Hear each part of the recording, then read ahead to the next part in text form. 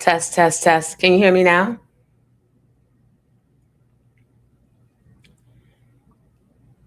Can you guys hear me now?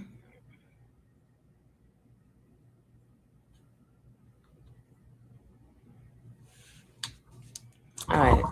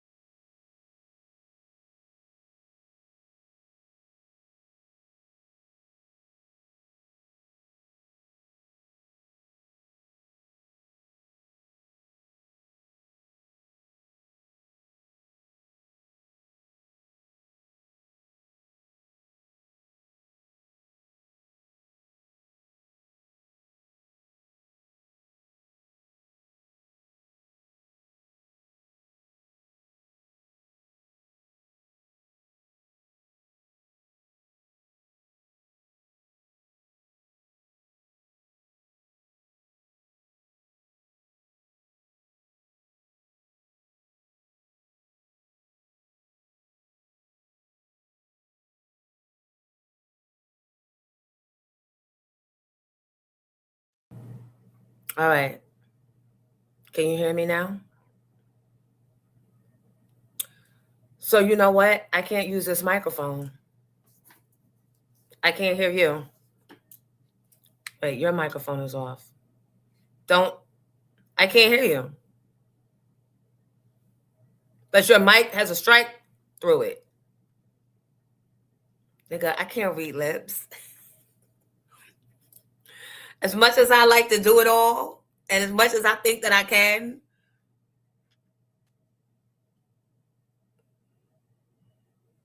I still can't hear you. That's crazy. I can't do this.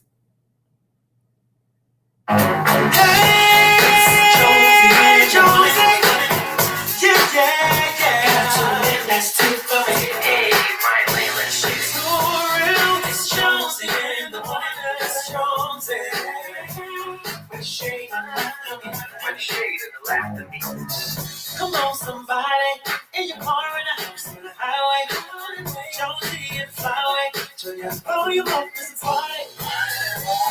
Again and again, come on and tell a friend, let's get a nigga like, what up, Jonesy? You wanna way to start a date? Go and say hi, she on her line. She told me, up to the snake, hey, Jonesy.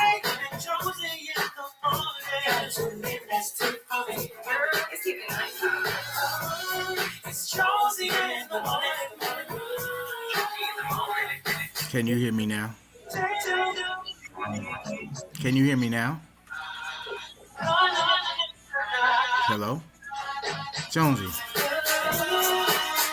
do you hear me now? You do hear me? Okay. I'm muting myself. I'm going off. Jonesy in the morning. Nice. Nope, that's it. One time is good enough. Good morning, folks. Everyone gather around. Children, take your seats. I've missed you. All right, hold on. I'm taking care of business. Because we got company today. So I'm sending the link. Good morning. Come on in. Come on in. Settle down. Settle down. Hold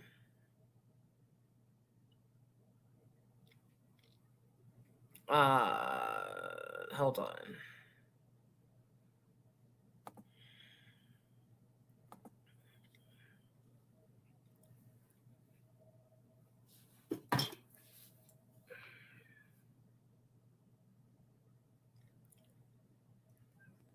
I can't send the links ahead of time because my computer updates overnight because it has to at some point. So I have to send it in real time. So that's what I'm doing right now. So hold on, please. Just hold on.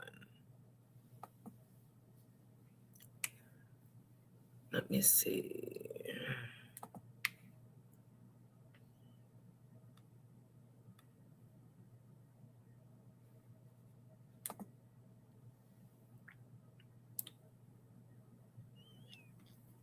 All the technical schmechnical.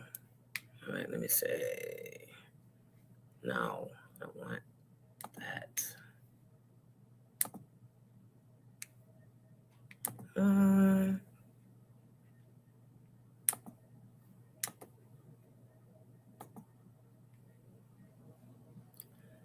Good morning.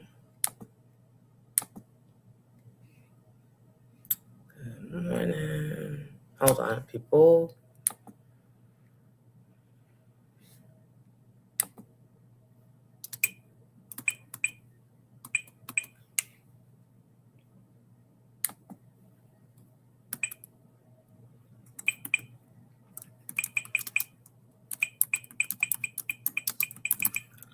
Yep, you hear all the clicks and everything.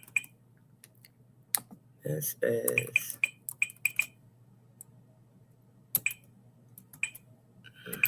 This is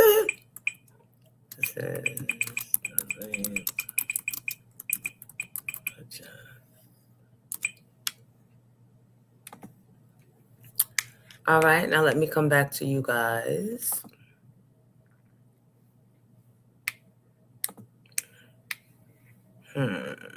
Let's see, where was I? Was I here? Nope. There, nope. There. Here. Here I go. Question. While I was just doing what I was doing, could you guys see me?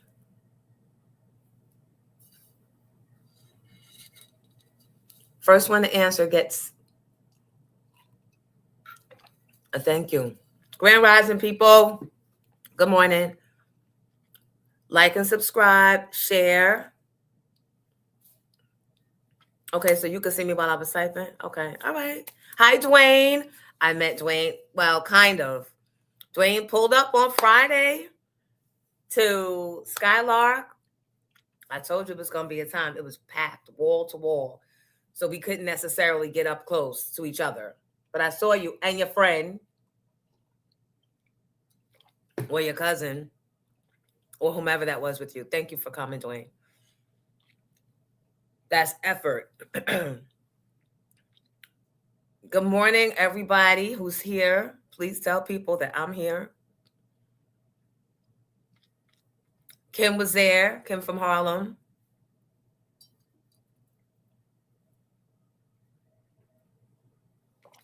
Mr. Grayson, good morning. I have a response for you, but I don't want to send it at 4 a.m. Good morning, Trey Bella. Mark Frazier, Mr. Curtis. Tracy, I met one of your sorors yesterday. So yesterday was MLK Day. And in the spirit of that, I did some good old-fashioned community service. Me and the kids. Well, me and the kid who represented for his brother. He collected used or gently used or new shoes for an organization that collects shoes, and we drop them off. They ship them over. I don't know what they do with the shoes. I heard that they get paid by the pound of the shoes. Then I heard that they send the shoes overseas to kids that need shoes. So whatever, however they do it, we got some good community service in yesterday. What did you guys do? I packed up feminine products for women in the central and a little northern Jersey area. And the woman organizing the event, or partly organizing the event, happened to be at SGRO. So I said, hey. Good morning, Cheryl. I'm sorry about your sister. Cheryl's sister passed away yesterday. You know how I know that? Because after I left community service, I went to Manalapan. And after I handled my business in Manalapan, I stopped in Bonefish Grill. And who was sitting there but your brother Marco? Good morning, Marco, and his lovely wife, Toya. And they told me what happened. Not in detail. They didn't tell your family business, but I'm sorry. I'll be feeling like the older we get and the longer we know people, the harder it is to let go. Come on in, people. Gather around, spread the word, let people know I'm here before I get discouraged and stop showing up.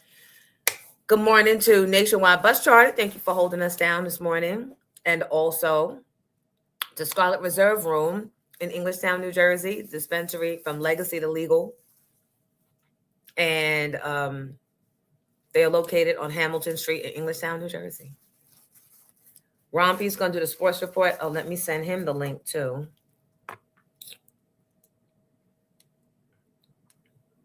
Did you guys notice that Lady and the Tramp and Ryan Lane gave us a new promo?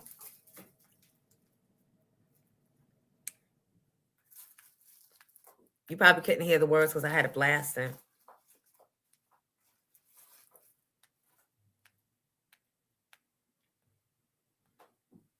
But Marcella sent them to me. Hold on. Let me handle the business. Cat, I need you to stop. He's got catnip going crazy.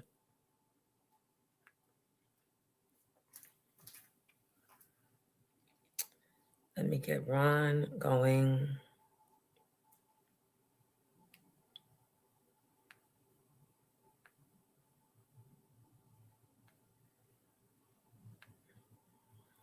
Hold on.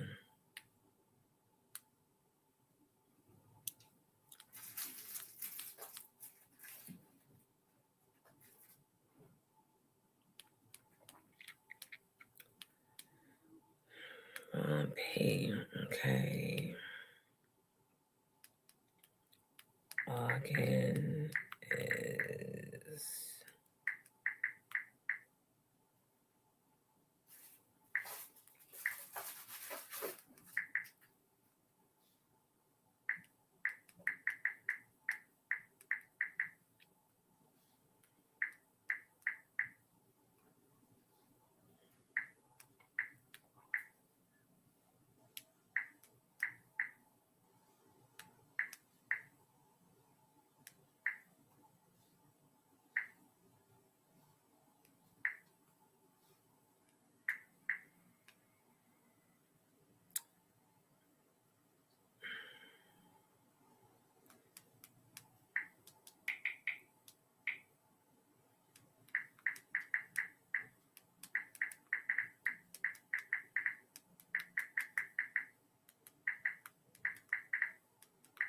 So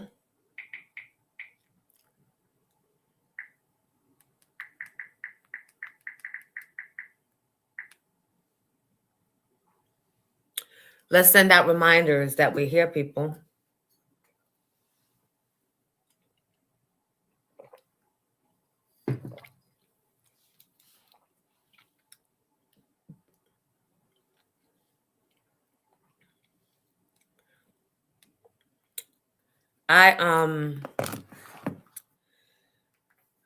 I heard that the New Jersey schools are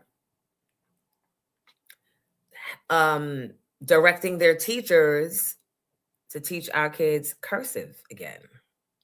Did you guys hear that? 3rd through 5th grade. The kiddos are about to learn how to sign their names. Now, I don't know how old y'all are or when y'all started having kids, but you do realize that if you had kids within the last 20 years or so, they really don't know how to sign their names unless you, as their parent or somebody that they know, taught them, because the schools failed us. And when asked at back to school night or parent teacher conferences, it was, we have curriculum that we have to get through in only a certain amount of days. Educators in here, of course, you know that. Certain amount of days to get through everything, and cursive is not one of the priorities or even on the list. But now it's going back. Hi, Big Mike. Hey, Barry. Ray Brown. Hey, Joe.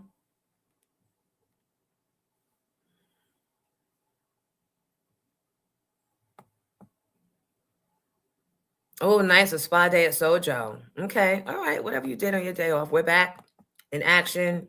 Hey, Ulysses. Good morning.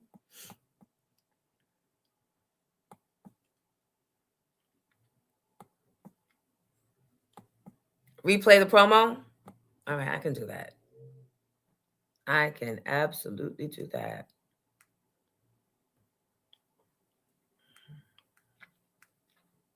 Okay.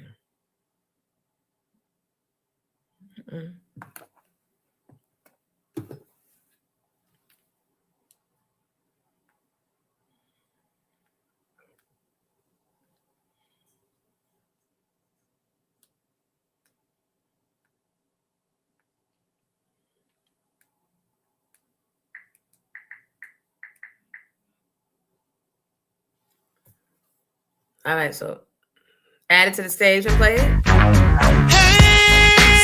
Hey, Jonesy. Yeah. Let's take from it. Hey, Ryan Lane, let's get it. So real. It's Jonesy in the morning. It's Jonesy. With shade and laughter. With the shade and the laughter me. Na.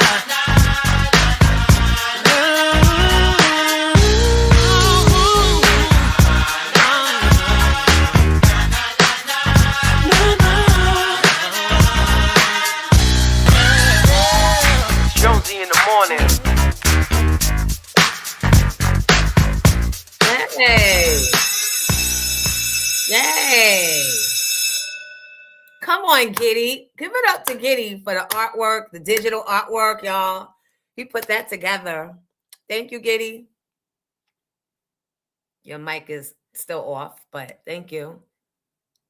Good morning, Asia. Asia's here. All right, people, come on. Spread the word. Let people know. Let me put the a promo out. Wrong phone.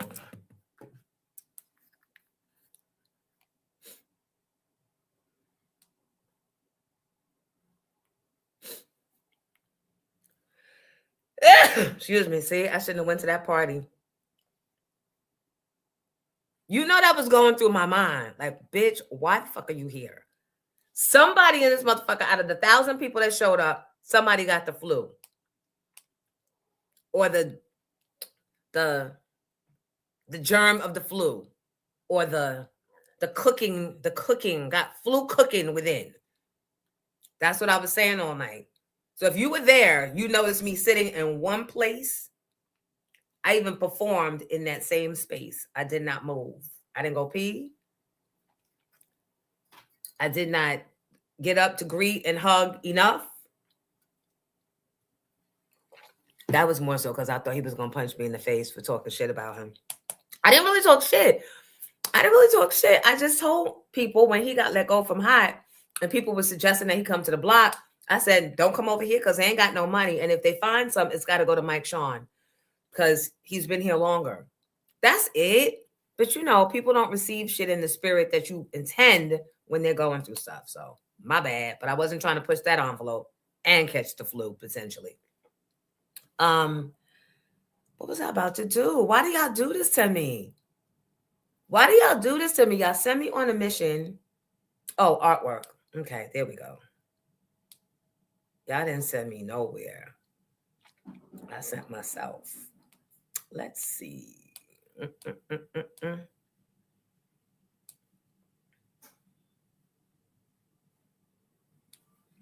All right, I'm gonna do this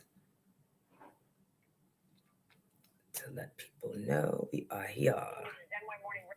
Are you aware that we are here? Guys, ICE is more local. Has anybody had any sightings? I heard they were in Red Bank, Toms River,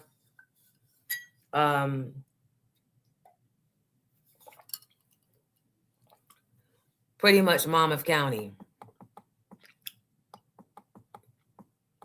Did anybody see? Hi, Simvantre, Lonesy Jonesy.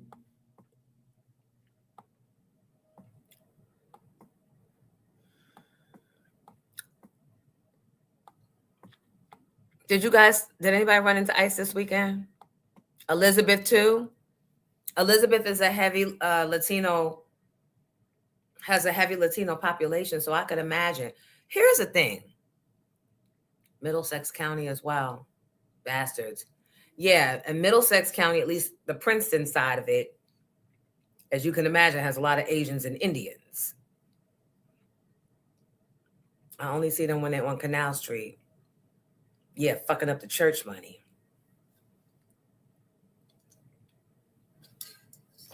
I saw one news clipping that said they went into a Mexican restaurant, ate, and then came back and arrested everybody.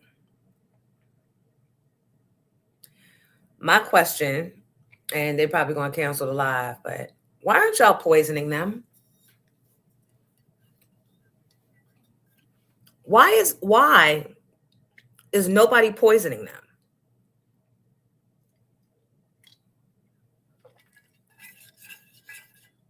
Why?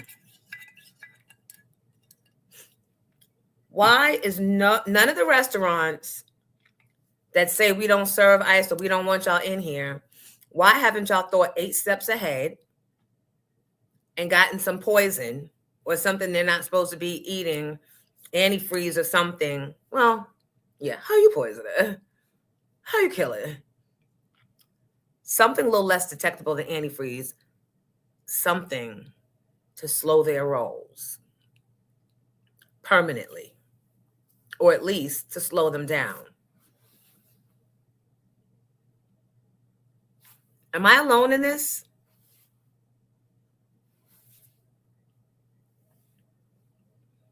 Right, but everybody in Minneapolis hotels are not taking ICE agents.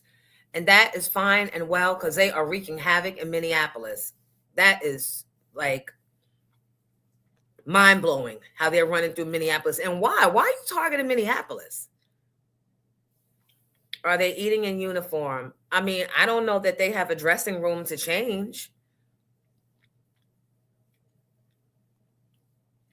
But I'm pretty sure you can tell what they are, who they are. Why is no one poisoning them? Why are the restaurants not poisoning them? Like, legit. Get some poison that don't taste like poison. How would I know? I don't think I've tasted poison, but it's because there's a lot of Ethiopians and Somalians there. Okay, well, they can get some poison too.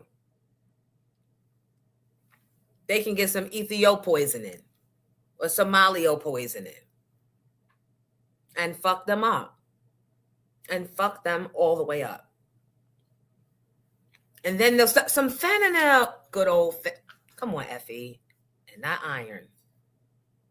How you smart sometimes, but you never really went to science class.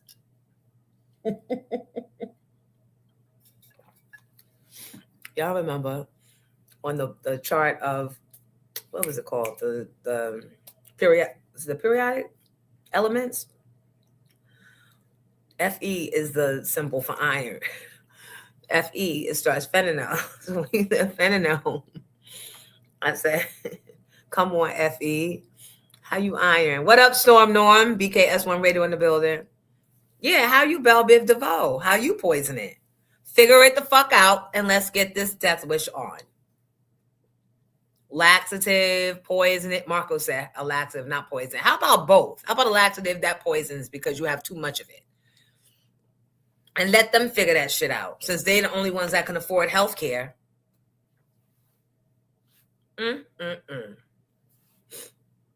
Right? Right. Some sweet potato pie.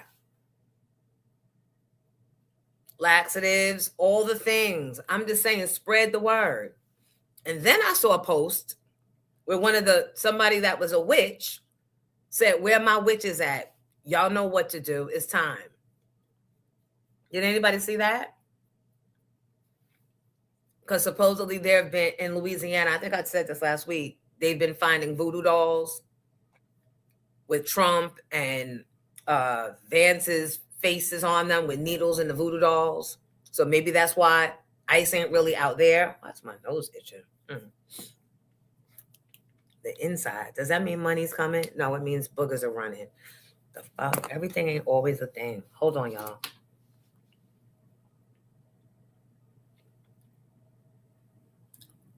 My nose is itching on the inside.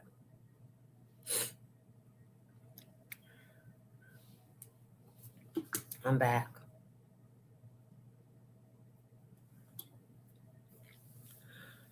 Right. Fine crushed glass. We can all be creative. Every restaurant that's serving ice that don't want them there needs to consider giving them laxatives or something to slow them down permanently. Is that what that means, Dwayne?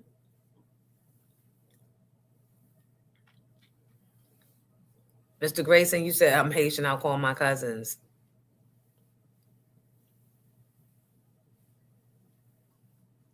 They just need to gift them that Raggedy Ann doll. Let me pin these comments so y'all can see what I'm seeing.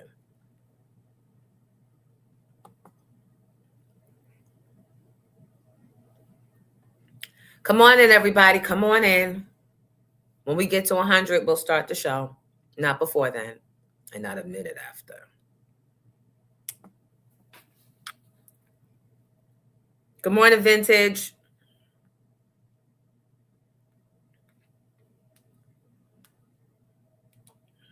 So, I finally watched His and Hers.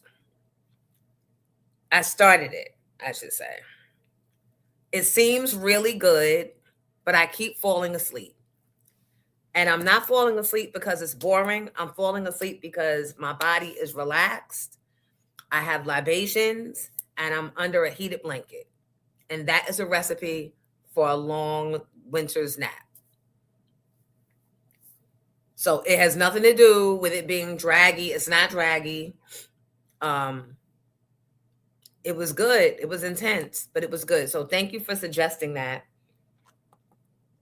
And I still have 4 episodes to watch. I keep waking up in the middle of episode 2. What the fuck? And I don't know what's going on. So Mike said, all right, let me clip. But it seems really, really good. Good morning, Dark Side.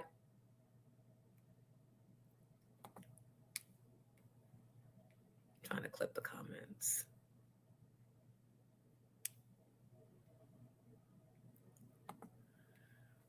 It's cold as hell today. Be careful because there's still some ice because it's 10 degrees.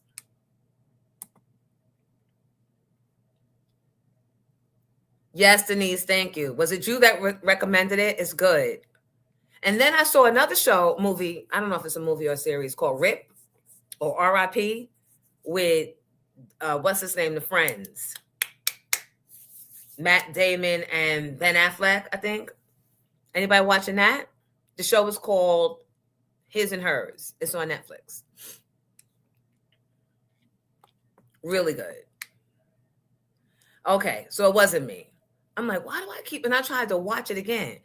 My girlfriend Courtney was like, girl, did you watch? Like hours later, did you watch? I was like, I started it, but I fell asleep. She's like, oh my God. My reading. So thank you. Thank you for catching me up. Right. It was Thursday. That was the last time I logged in. So I said, Amy Brock came to town and she did, I guess it was a seance. And it was about 15 of us in there. Yeah, it was about 15. And we were all in a circle. in this room in this big building in Manhattan. And she spoke, she didn't go around the room in any order outside of whose ancestors were coming to her first. So she went straight to the middle. I was on this side. The circle was like this. I was over here. The middle was there. She started talking to the woman. And sometimes when you're not expecting certain ancestors to come, they'll ask, do you know someone with the initial of this and that? And you be like, no, no. And then later on, you're like, oh, wait, we used to call him Petey. We do have a letter P, right?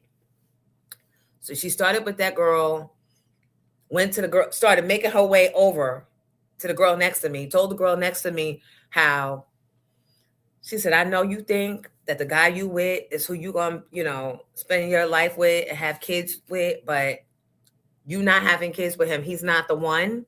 And there's a little boy waiting to come to be your son, but he ain't coming with who you with. And then she said, I don't know how I know his name is Andy, but I was like, bye, Andy. And everybody laughed. I said, bye, Andy. I said, you want the baby? Then you got to get rid of Andy. So she was encouraged. And then there was a young girl in there, and she was just saying how her mother has not shown up for her. She was 19. Mother never showed up. She's like, my father is a con artist. He's disgusting. He's a liar. He's a manipulator. He's a hustler. You can't trust him. He's a borderline creepy. And my mother is so busy being, she's nasty, but she's strong. And she swears she's a good mother, but she hasn't raised me. She just hasn't raised me well. She was never there as a child. She was present, like physically there, but not there. Never taught me how to tie my shoelaces. I had to fight for myself. I had to advocate for myself. And as I'm listening to her, tears start streaming down my face. And I don't want to go back into the space because it was real heavy. It was thick. You could tell that the ancestors were there. You could tell it was a lot of energy, light flickering, all the things that you read or see in movies and shit, right? And tears are streaming down my face, but I do not go to reach for tissues. So before it started, she had 10 boxes of tissues because she knew what it was going to be, Amy. And you could get tissues. I didn't go to get tissues because I didn't want to draw any attention to myself. So I made myself real small. And have you guys ever made yourself small? Do you know what that looks like when you don't want to be noticed? I made myself real small and I stopped movement. And even though I was crying, I knew that that there was so much going on over there with her telling her compelling story that no one's paying attention to me. And I was glad. So I'm wiping the tears real subtly. But I'm not making noise. I'm not breathing. I've made myself disappear. I used to do that as a child. Sometimes to try and disappear from what was going on in the household. Anyway, I digress. And then Amy asked us each to be her mom in a moment and tell her what we believe she needed to know. So she went around the room, and by the time she got to me, right, everyone obviously is seeing that I'm visibly shaken, and I just tell her, you have always been beautiful, you have always been strong, you have always been this, you have always been everything that I felt in that moment. And then I said, but I did the best I could. I'm not showing up for you because you're not worthy. I'm not showing up for you because I'm so self-indulged. I don't know how to because I was never taught how to.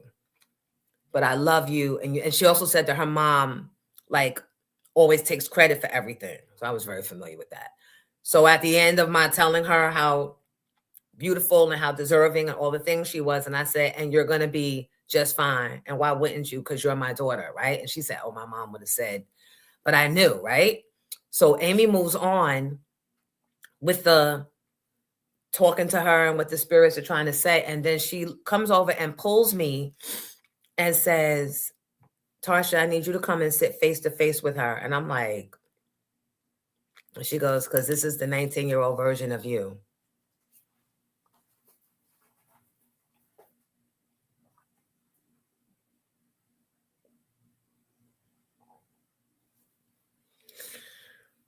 Child. So if you wasn't ready, you needed to get ready.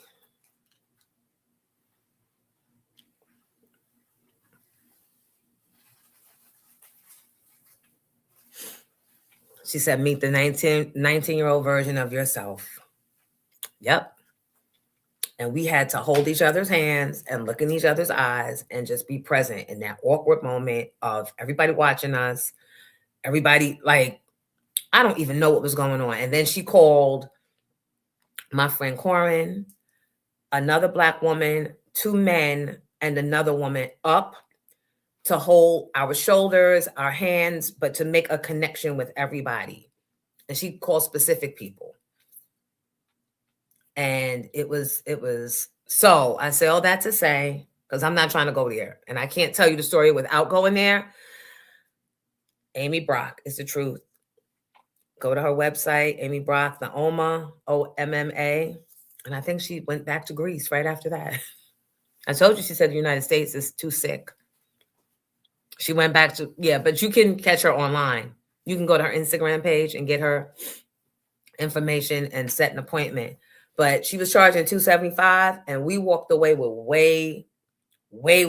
I've been reckless. I've gone to dinners and spent $275 and not come out as full as I did Thursday night. I needed Friday off. Hey, Nikki. Yes, child. Yes. So the one thing, I didn't get like a one-on-one reading. Oh, and then she called, there was an Asian girl, and she was like, you come up here too, because you're in here too. So it was me, her, and the young girl. And I had to look in the Asian girl's face. I don't want to tell people's business. I mean, you ain't going to know who it is. But anyway, she was having, yeah, I'm not going to get into all of that because it's just rehashing stuff. But it was,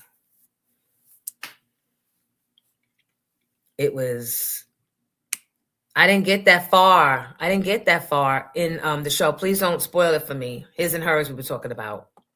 I told you I'm only at 1. I keep falling asleep at the end or the middle to the end of 1 and waking up in the middle of 2 and not knowing what the fuck is going on.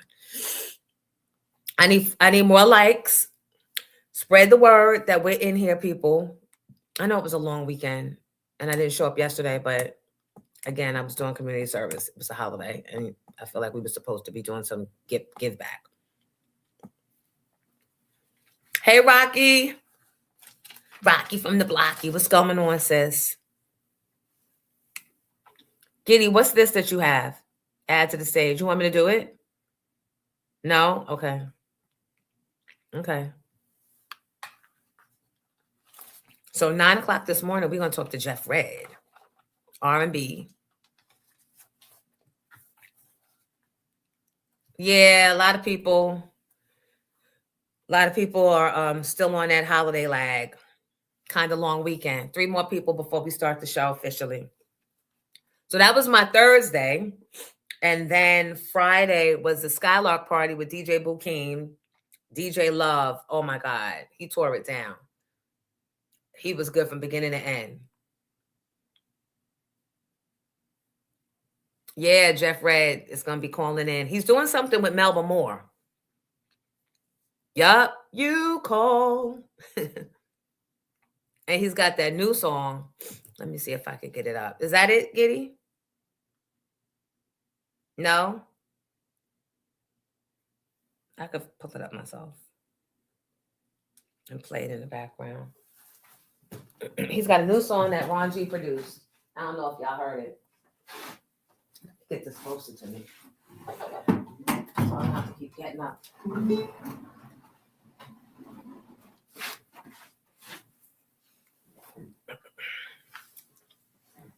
Shout out to everybody that purchased and continues to purchase merch. What's that? No. If you're interested,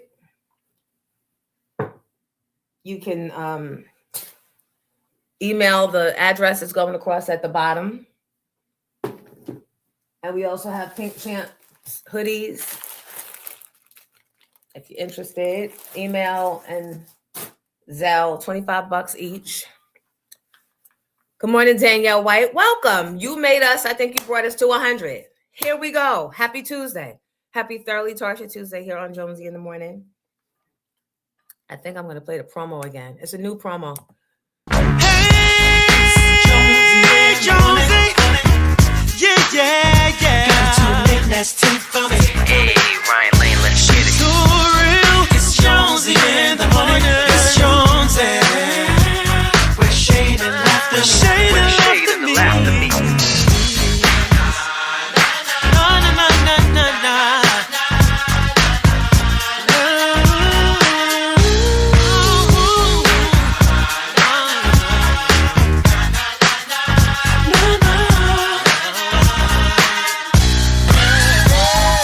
Jonesy in the morning.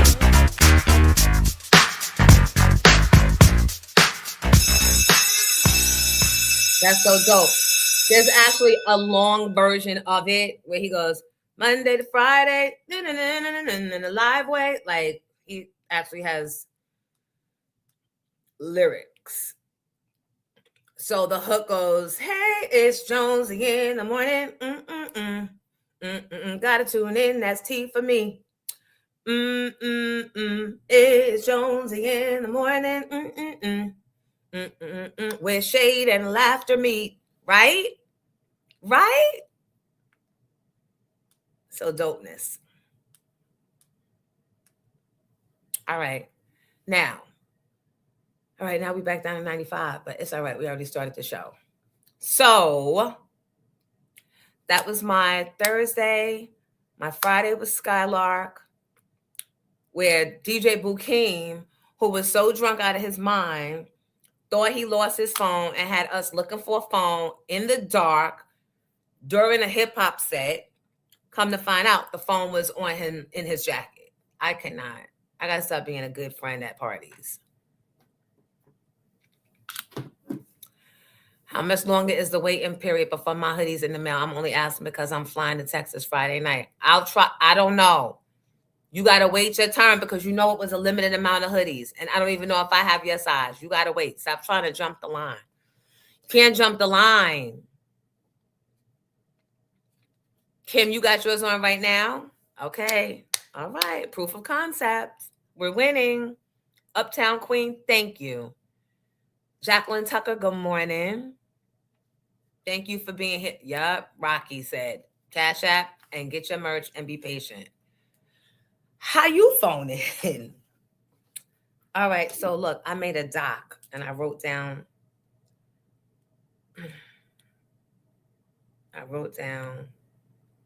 topics, but can I find it? Here it is. A baby. Where is Vintage? Vintage, are you in here? Nikki, get your order in. Oh, I got to send her the link. Hold on, let me send her the link.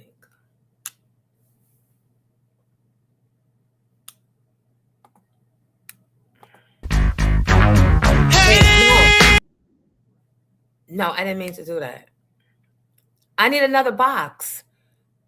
There's too much stuff up here. How do I get another box, Giddy?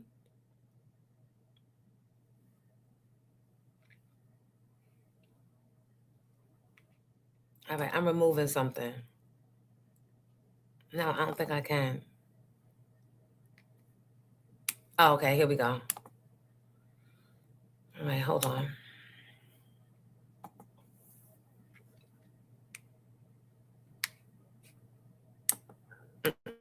I don't want that.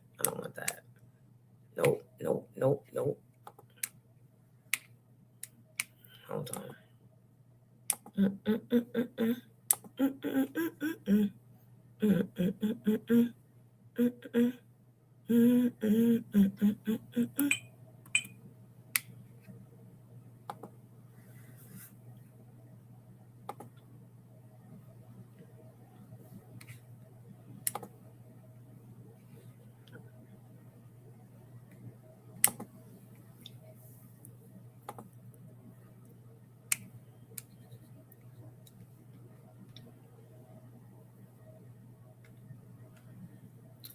Vintage says she, all right, then come one up and let's talk about it.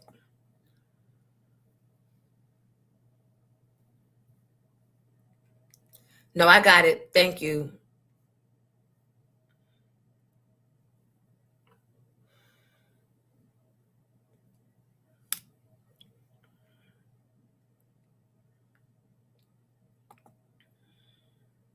Jonesy, what's going on with Nikki? I have no idea.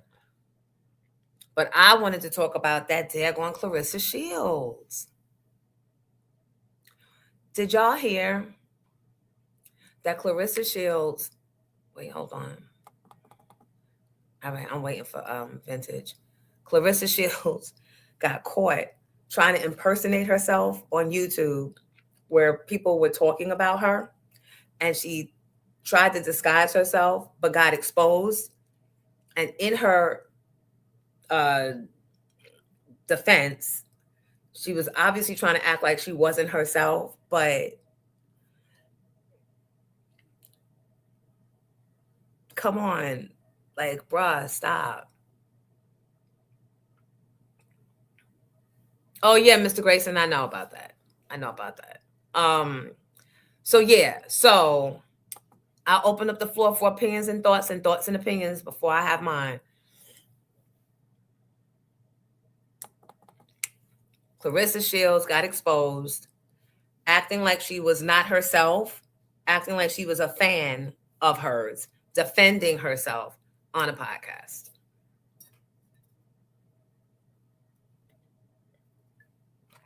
On my titty.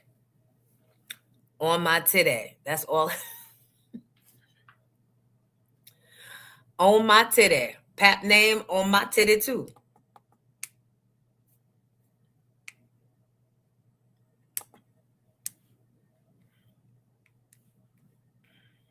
Thoughts and opinions, concerns. Hi, Beatrice. She might be the quote, but she getting knocked out in these social media streets every day. Yeah, it's a lot. Vintage is here. She'll give you her full factual. Good morning. Good morning. Happy day after MLK Day. Right? The after party. MLK after party. Yeah. Jones, nice that you and the boy were doing your community service. Oh, thank you. Yeah, you got to teach the kids. Good morning, everyone. Yeah, my son does his with his theater club. Shout out to Moving Mountains. And he has what do you call it? Jury tomorrow. You remember that? Having jury when you sing, I guess, in front of your teacher. Oh wow, the juries. Yeah, he has jury tomorrow. God, you just took me all the way back. Wow. And guess what? And I didn't do juries in high school. Oh no. I only did them in college, so I didn't know what it was until I got to. Oh, okay. Yeah. So he has juries tomorrow. He has old white rickety bitches. Well, y'all keep y'all fingers crossed for my baby. So what you want to talk about first? Because I do have a bit of story. I have a bit of the wrap up. It was a lot going on in 2025, so I don't have every single thing. And I'm gonna go really, really fast when I do that wrap up. So whatever y'all catch and hear, there's a lot. So the Clarissa Shields story, they were talking about her on YouTube. She tried to disguise herself as just a listener to come in and defend herself, and then she got exposed. Yes. I didn't click on it. I don't know if there's an audio of it. I didn't click on it. But I didn't read it because I really want to like her. Like, I feel like I need the story and the facts. I can't. I'm sorry. I like Clarissa is like, because when you was talking about her last week, I just didn't want to because I really want to like her. And I feel like this is not her element. That's true. That's true. But I just scrolled right past it. All right. So I have to pull it up. All right. Let me see. Clarissa Shields scandal. Clarissa Shields. All right. So she was on a pod on YouTube, and I guess the man was speaking negative about her, and she decided to call up and defend herself. And instead of her talking in third person, she wound up just speaking straight out about herself and defending herself. So, all right, hold on, this is the video. Yeah, mute your TV for me. Go ahead. I saw Mr. Call. Okay, go ahead. So, I'm sitting up here listening to this live, and I see so much misinformation. Okay, well, go ahead. Go ahead. Hold on. Go ahead. I want to hear you. Saying that this woman owes tax money. Why are y'all lying saying that her image is ruined? Well, hold on. Correct that then, because there's a lady who put out some tax records today on her site, and we're all like, where'd they come from? Like, Clarissa Shields owes money based on the document she provided. So clear that up for us, because I'm glad. Y'all believe anything bad about Clarissa Shields. Nobody's doing any fact checks. You guys are running behind Tasha K and Lagisha Dean believing anything bad said about Clarissa Shields when her life has been documented since she was 15 years old. Well, hold on a second. Hold on a second. I'm gonna let you talk because I'm not rude. And I'm not saying you're being rude. Now, I don't watch Tasha K. I don't even know who the other person is. But the ladies in the chat, they definitely know who they are. So just to let you know. So, but go ahead. I want to hear from you because I'm glad somebody who has a different opinion is calling in. But so you say the tax stuff isn't true? It's not about different opinion. It's about facts. You guys aren't putting out any facts. You guys are lying. You're lying on her name 24/7. Okay. 24/7. Give the facts. She doesn't owe any money in taxes. So the person who did that video and has that document floating around, that's a false document. Very, very false. I know Clarissa myself. So therefore, no, it's not true. Secondly, you are talking about that her image is destroyed. How are you guys on this live, the girl you had just before was saying that, she only made $8 million, like $8 million is not a lot of money. And she has the most lucrative boxing deal in women's boxing. When did we start doing this stuff? Okay, keep going. So you don't think her image has been destroyed because of the deal? That was Pat calling in, by the way, but go ahead. No, she has not done anything for her image to be destroyed. She is a female boxer. What else is she supposed to do? But what does that mean? I would love to hear this. No. She's a female boxer. Okay. She is the best in the world at what she does. She's undefeated. She's never been in jail. She doesn't have anything on her record that's bad. How are you guys painting this girl out to be a bad person and be a bad woman? She's asking all the time. Fighters call each other out. That is not a reason for you to say all those false things about her. Next. But hold on. You said that's not a reason for somebody to say things and people have an opinion about it. It's about the Black Lives Matter movement when Layla Ali was saying, look, all lives matter. Then she tried to twist it and bring her father into that conversation. So that's where I lost respect for Clarissa Shields. Now, as far as the ladies in the chat, if you follow, hold on, let me finish, because I ain't gonna cut you off. Now, as far as if you've been following the line over the last month and a half, I'm sure you hear what a lot of the ladies say. But go ahead. I'm sorry, I know something you want to say. Go ahead. So you don't think that Layla Ali is wrong for how to come at Clarissa Shields? I'll be honest with you, right? How did she come at her? Because I'm not understanding what you do. No, I can't. We're not going to see things the same way. Did something specifically to you, and what specifically did she do? Because we're not going to interpret things the same way. So I really want to understand what you're saying, because Clarissa, if you have watched the whole story, what Layla Ali had said from the beginning, you would see that she saw where she said that Clarissa took something the wrong way. On the Breakfast Club. The Breakfast Club. What Layla Ali had said from the beginning, you would see that she saw where she said that Clarissa took something the wrong way. On the Breakfast Club. The Breakfast Club. Why do you keep saying Breakfast Club? You're a horrible host. No, well, hold on. I was a fan of Clarissa. I've done videos on Clarissa. You go back on my channel saying she should be a gazillionaire. This is effed up. I don't see why this girl doesn't have gazillions of dollars with everything that she's accomplished. Now, in the last 2 months, that's where it's like I started doing these lives and let people call in and speak. But now you don't follow my channel, or you would have known that. But it's understandable because I just started doing these lives, so you probably don't even know who I was. But I spoke highly of Clarissa. I think I'm watching these lives because you're saying that my tickets aren't selling for the fight, and then you're saying that taxes, and then you're making up all this stuff about my image, and literally in the gym, training, running, getting ready for the fight. There it was. Taking care of the family, and then you just keep on coming up with more and more lies, and then you're letting people come on your channel and spew more lies and don't even speak the truth. You said my image. Y'all spoke the truth yet. Y'all all out here lying about me every single day. About me. Every single day. What's the truth? You're not Tell me what the truth is, okay? And then I got another question. I always say, Marissa, since you call in, I'm not going to ask you anything inappropriate. I'm not going to disrespect you because I feel some of the interviews you do, people know that you're going to talk and they ask you shit. Where I'm like, why are they doing it like that? I'm not going to do that. Hear it from you, and these people need to hear you too. I would never disrespect you. You called in, I would never disrespect you. But I'm glad you called because I was a fan of you big time. Yeah, you on these live talking about. I feel like some of the comments was saying, like I feel for her. This is like not her regular. She was thrown into this when she got with Papoose, and she just doesn't know how to handle it. And a couple of people in here said she needs a PR. She needs PR now, like right now. Papoose is not the end all be all. He cannot be her manager. He can't be her PR. He can't be her man. He can't be everything. She needs somebody on her side, and she needs somebody to help her ASAP before she ruins her career. And I like her. I want to like her because I really feel like this is not her norm. She's not used to it, and I feel like everybody's throwing these things at her because it's Remy. And who the hell is Remy? I don't know. I feel really bad for her, but she needs PR ASAP. She needs to stop talking.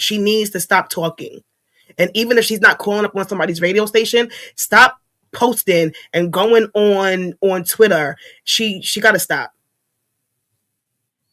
All right. Next story. She needs a third party to get involved in her. Yeah, she does. Next story. All right. So Nikki versus Don. So the other day, protesters intruded a Christian church service, and Don Lemon was on the scene, and he was, I guess, interviewing some people, and he followed them in. Eventually interviewing the pastor. Rumor has it that the pastor has ties to ICE, allegedly. Don't know. That's just what people are tweeting. So Nikki tweeted, can I say the whole thing? Yeah. Don cocksucking Lemon is disgusting. How dare you? I want that thug in jail. He would never do that to any other religion. Lock him up. Don then went on TMZ and called her a couple of ugly names. Which one is this? He said that Nikki is a pick-me, that she should be deported. She is she's undocumented. She shows her disdain for African Americans. She should stay in her lane, and called her a homophobic bigot. Then Nikki tweeted, laugh out loud. I purposely wrote it that way because I knew that would be the only way to get the cocksuckers to post about it. They would have collectively ignored the despicable behavior displayed by Lemonhead. I'm glad they're angry. They're about to get angrier. And I believe that was the end of it. He said that the Chucky picture that she used should have been a pick-me picture. Thoughts? Okay, so the advice that you gave to Clarissa is the advice that this girl deserves. Okay. She's got to stop. And at this rate, she probably will wind up deported because when you insult that group of humans, I'm not going to say it out loud because I don't want nobody cutting down my stuff. But when you blanket and disrespect them, the LGBTQs, they come after you with a force that's unrecognizable. And she is dancing too closely with the devil. And she needs to focus on her mental health. And she is one that needs to stay off social media. She needs to just turn it all the way off. That's it. So y'all know that I'm a ride for Nikki. And you are here to give the story. Yeah. It is. I mean, again, it is what it is. I don't like Nikki for her political views. Am I happy with how she is handling things? No, I'm not. But I'm not going to just throw her away. I do think that she should be quiet. I do think that she, like everything, she doesn't have to take on all of these battles that she's taken on. That doesn't have to personally do with her. I agree with that. She should be quiet. Listen, this is why I say you got to stick to just giving me the stories, because we all know, especially when it comes to Nikki, your opinion is very biased. So, Yes. and the listeners in the audience here, they're tuning in for the Jonesy feedback on that. You are biased when it comes to Nikki. Your girl needs help, and she needs to step away. I said that though. I did say that. Right. I do think that she should stop, but again, you can't just throw people away. But I do think that she should pick battles that have to do with her personally. She needs to take a break. She doesn't need to do anything. She needs to get off of social media and go check in with a doctor. That's what she needs to do. This is not entertaining to me. Are there any more stories that we need to I get to that happened over the weekend? No, that was like really the biggest thing. I do have a little breakdown of the wrap up if you want that. Did anybody see Scott Jennings? Can you pull that up? Can you pull up the audio from Scott Jennings trying to defend still 30 days after the non-release of the Epstein files, and he was defending it against the wrong woman? They should follow the law, but let's not get our knickers in a twist here. Let's not get our knickers in a twist over child rape. Why are you talking like that? It's insane. It's insane. The Epstein files is a multinational, multi-generational child and woman sex trafficking ring. So your attitude right now, you're sort of like, well, shucks, devil begun, is just horrifying to me. Every woman in the world that is watching this, why are you acting like you have no idea what's happening here? Scott, He asked me a question about following the law. And what I said they should follow the your law. attitude. Yes, and they're not following the law. They're 30 days late on following law, and they didn't explain why they redacted the first things in the first place, which they were also supposed to do. I know. Listen, at this point, this is not. I just don't think about it because it is a disgusting policy that they are doing this. They are hiding it. It is not the behavior of innocent people, and everything that is in these files it could bring an entire house down. And if it has to, it has to. If it brings down Democrats, bring them down. If it brings down Republicans, bring them down. If it brings down princes, world leaders, Hollywood people, bring them down. But what it feels like right now is that there's a giant cabal of people that do not have to listen to the law, do not have to oppose the law, and they were supposed to do something, then they didn't do something, and now they're trying to have a new law that says we don't even have to do. And what's really they should follow the law, but let's not. Yeah, no, that was outrageous. That was outrageous. Scott Jennings was talking to, and I can't remember the woman's name, but what they're trying to do now is create a new law that says that they don't have to abide by the laws. And the judge gave them 30 days. They still have not released the files. And she said whether what's in those files is going to bring everything down. And it needs to bring everything down, whether it's politicians, actors, actresses, royalty, whomever, Democrats, Republicans, it needs to be brought down. And Scott Jennings was just making light of it. Like she said, gosh, golly darn. So I don't like, go ahead. No, that was it. I can't stand that man. He just says things, and sometimes I really don't think that he's thinking, but that's just their way of thinking. Nowadays, like honestly, since Trump has been in office, they don't have to listen. They don't have to follow rules. They don't have to follow the laws. They should and shouldn't do things, but they do whatever they want. That Epstein file is never going to be released 100% because everybody is trying to save somebody. So Democrats having it is not going to be fully released because there's Democrats that's in that Epstein file. Republicans are definitely not going to do it because that's mostly who he hung out with. Now, I mean, and I just don't think that it's going to come out. They do whatever they want to do. And they're getting away with it because all of the judges are MAGA. No, that's not true. Well, okay, the majority of them. No, that's not true. Because a lot of things that's being pushed through these courts is being able to go their way. You have a small percentage of judges that's not agreeing with them and trying to do the right thing. That's not what's happening. That's not what's happening. What's happening is Congress is not doing their job. The judges can only do so much. Everyone has to work congruently or nothing gets done. And it just keeps going in a circle. And the reason why Congress is pushing back is because they've been taking APAC money as well. Everybody's on the hook for taking it, and they're all afraid if they speak up, that they're going to be brought down and they're going to be personally accused, and it probably will. But don't say that's not the judges are not all MAGA. I actually appreciate the judges that have stood up and stood their ground, because as we saw a few years ago, judges' kids get killed. 2 representatives got killed that we're not even talking about anymore. So I don't want to downplay the strength and the judges and the politicians that are actually speaking up and doing right. It is just Congress and them not putting their foot down, and the Supreme Court, if anything. So once the midterms happen, I suspect the whole thing will be turned around. So do we have birthdays? Tracy, did you send any birthdays to me? They said that they have impartial judges. Yeah, judges have been. They said, I mean, I don't even know where, like, even to where to begin to think where this Epstein file is going to even end. I know it's going to be around for a minute, and we just need people to speak up. We need Congress, like you said, to do what they have to do. We need the judges to do what they have to do, and we need the Supreme Court to do what's right. I just said that. Yeah. So here it is.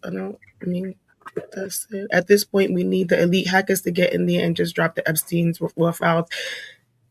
Listen, it's always a bunch of shooters and a bunch of hackers doing the wrong shooting and the wrong hacking. They need, yeah, I agree, Miss Elena. Tracy, I don't know whose birthday is today. Oh, the list you gave me has all the... All right. Well, I think today, off the top, is Research, my former producer. I think today is her birthday. And anybody in here have a birthday that would like to be acknowledged? Type it in the chat. And we'll give you your time to shine.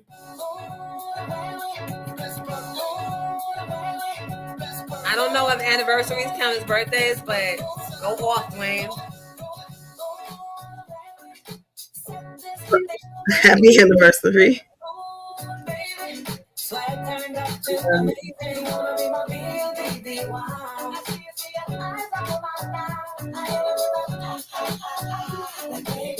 Thank you, Vintage.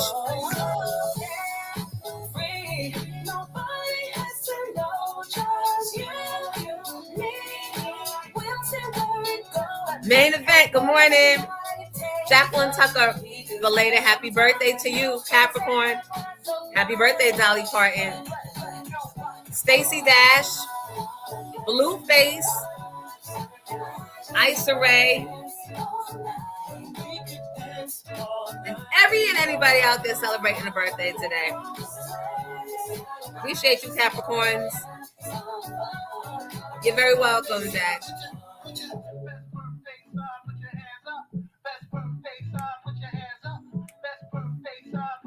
I'm going to let the song rock in case anybody else has a birthday.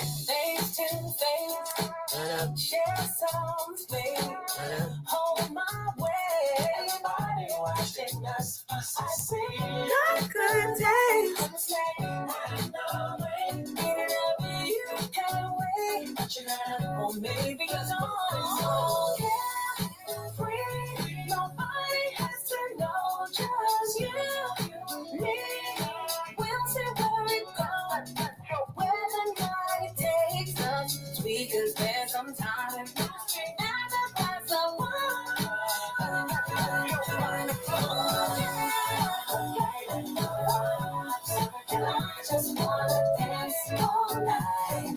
Dwayne, you getting more anniversary shout outs than the birthday people. You're very Issa. I said Issa. I don't know what I said. Adam Sandler's birthday today. So you shared with Adam Sandler. I don't know if that means something to you. Oh, the little girl that plays Stephanie on Full House today is her birthday. You shared with her. Please like, share, and subscribe.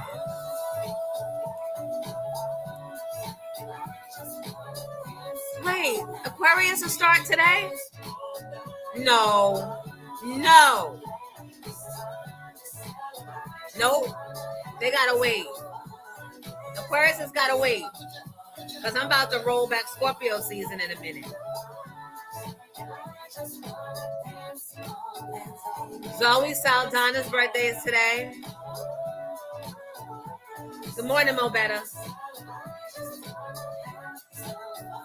I know. I usually don't like January. And I'm not too fond of February. Stop with the Marla Gibbs. Stop with the Marla Gibbs nonsense. We kind of put her in her grave early last week by mistake. So please. LaShawn, yeah, the caps got packed. Cap, spelled back, is pack. Bye.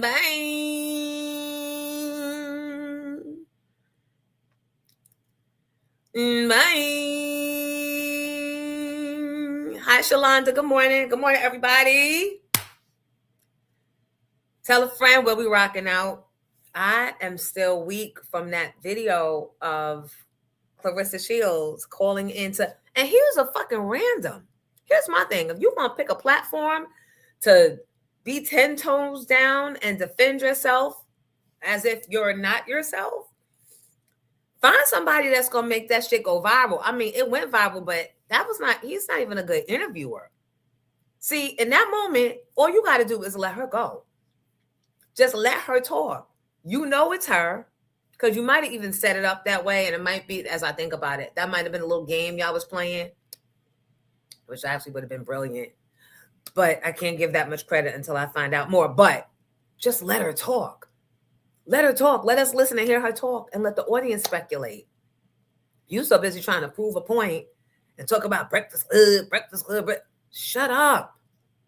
This is why I always say everybody with some Wi-Fi and a microphone does not a great podcaster make. Just shut up. Right.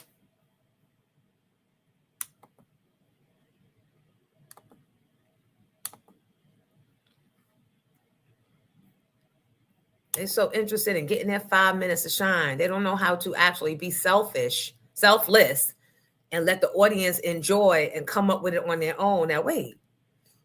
Don't that sound like Clarissa? Doesn't she have an assistant? Wait. Doesn't she have an assistant who could have done that? Couldn't she have paid someone to go on the radio show and the podcast? The assistant probably had gone home for the day, and Pat was not downstairs.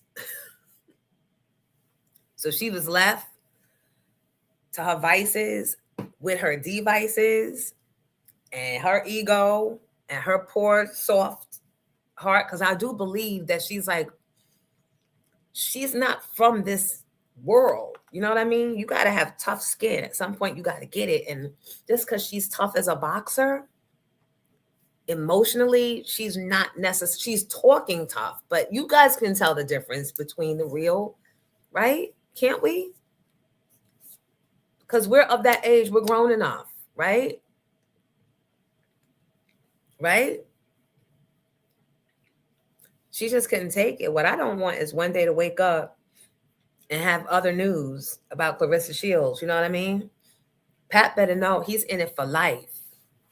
He's in it for life. Because if he ever tried to leave her, baby.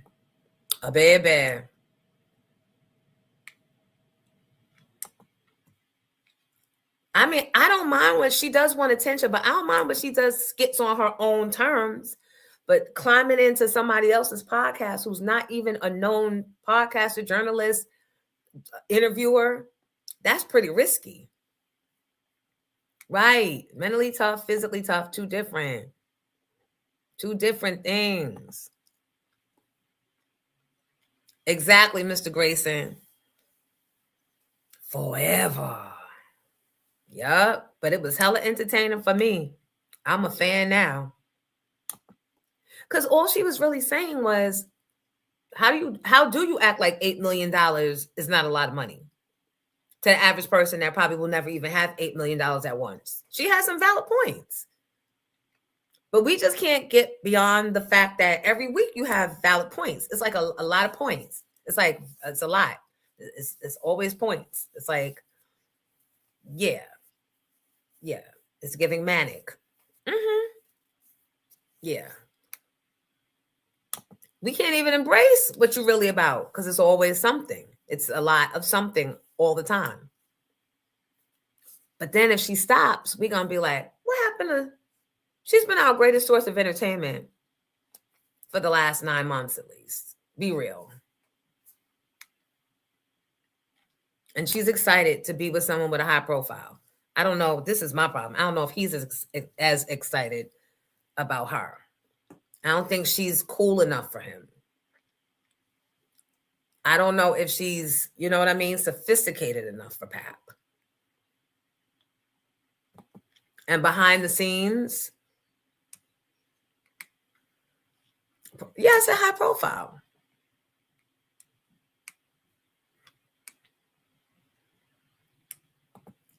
I mean, when she gets media training, then we won't be interested. So while, yes, you guys are saying all the right answers, I like what I'm getting. I like what I'm getting. I like it. It's harmless. She's growing. She's going to grow up fast. She keeps doing it on this platform. These streets. These media streets. These unadulterated media streets. But she'll be all right. We're witnessing it all. Be appreciative. Because once she starts being locked up like Beyonce and hiding stuff like the kids, I said Rumi is the best thing about Beyonce because she humanizes her. Because whatever developmental issues she potentially might have or whatever it is, it has caused Beyonce and Jay-Z to be human. Which is good because,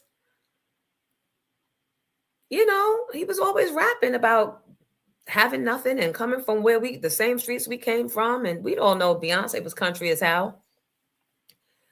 So, you know, they put these labels on themselves, but at the end of the day going to end.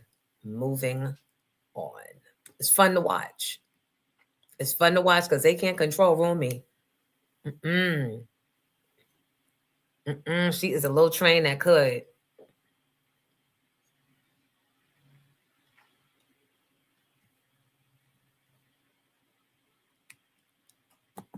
I appreciate you liking the messiness. That is Jonesy in the morning. All right. Oh, today's Bill Maher's birthday. We back to birthdays. We didn't play the whole version of the song. George Burns. George Burns is not alive anymore, but thank you. Right? We agree about Rumi, right? She puts everyone in chat.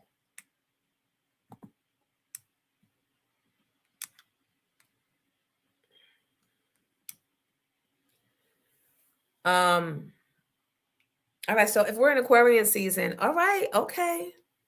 All right. Now, let me take you to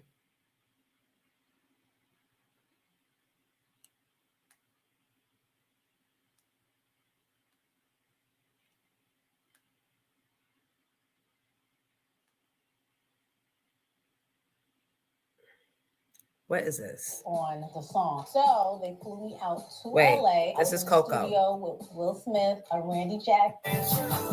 What the hell? This is too much. I went in the studio with Trackmasters and This Will is Coco. heard it, he loved it, but there were some things that he wanted changed on the song. So they flew me out to LA. I was in the studio with Will Smith, Randy Jackson from American Idol was there. It was a lot of people there. Will had mad ideas, like how he wanted the song to go. When I first did the song, I did, Here Come Mary, Galaxy Defender. He didn't want it like that. He wanted me to say Galaxy Defender. So a lot of people used to ask me, why do you say Defender? That's what Will wanted. So that's what I did. Galaxy Defender.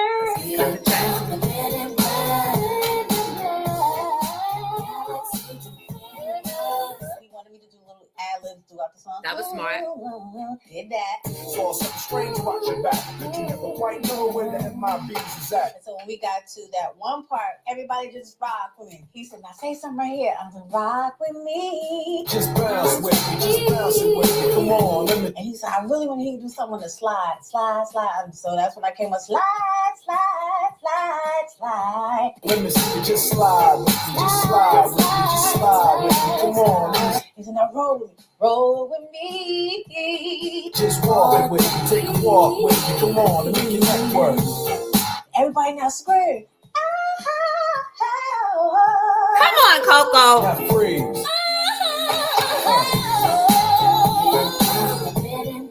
So yeah, you know, he had his ideas, and he was like, I'm not a singer, but you get what I'm saying? I got what he was saying, and I gave him what he wanted. And that was that. You know, after the video came out, I just went on about my business. Imagine, I went to Disney, you go in a minute back, you hear your voice, like, dang, that's me. Don't nobody even know that's me. I went in the studio with That's crazy. That's crazy, right? Because then you imagine that she would go leave there and go do something fabulous. No, regular lives. She probably hears her stuff when she's not trying to sell cocoa, right? In a mall. You know how they have those pre-CD or digital tracks of music that they play in the mall and that they play in Cheesecake Factory and places like that. And people may not even know. That's her sitting over there in that booth, right?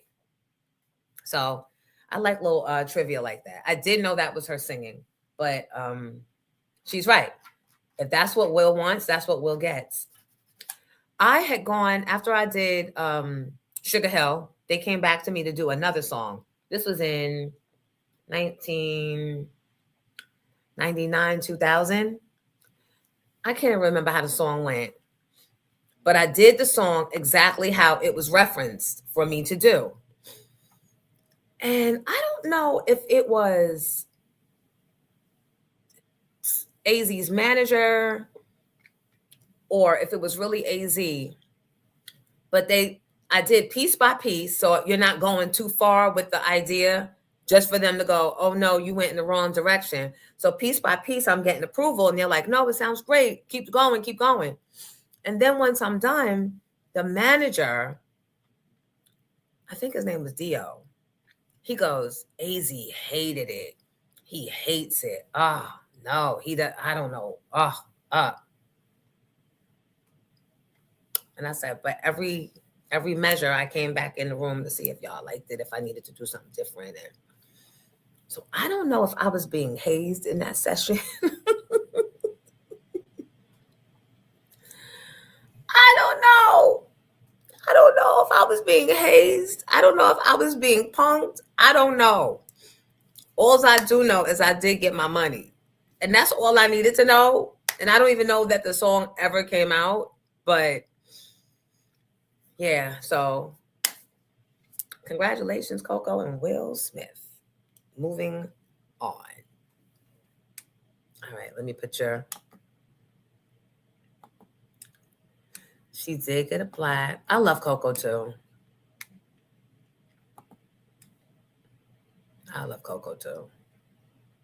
Always have. I love Coco. I love Faith. I love Jodeci, you know, I've always loved.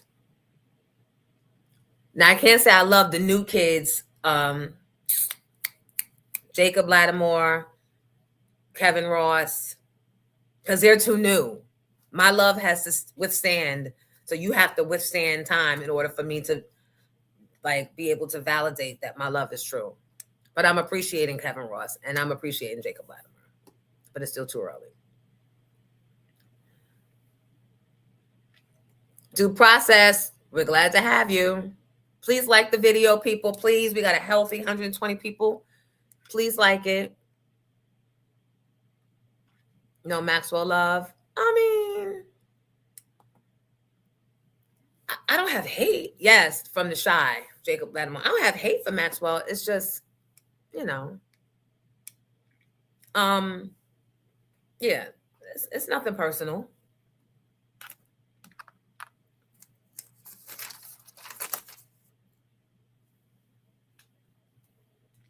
All right.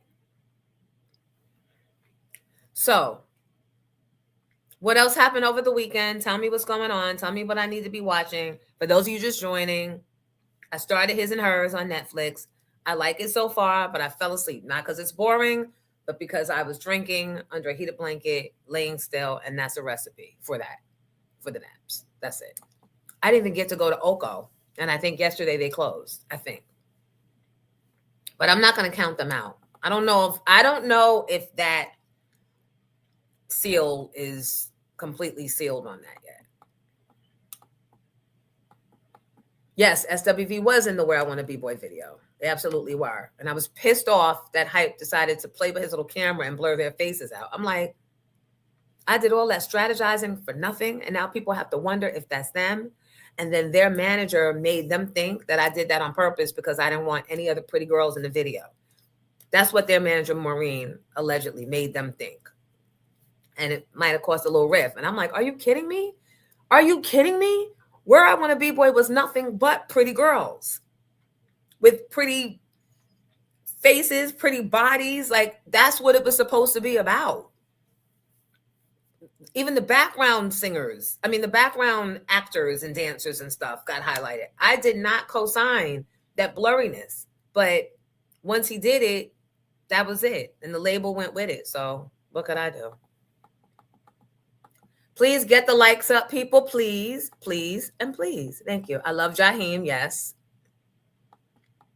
Yes, I know. I'm enjoying Brown Karma. I'm enjoying His and Hers.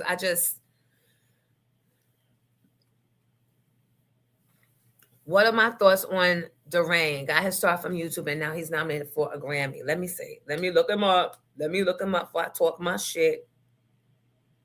Am I saying it right?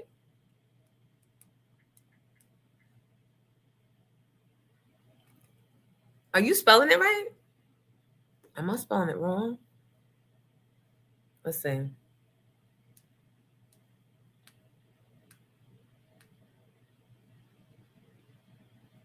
Give me the name of the song.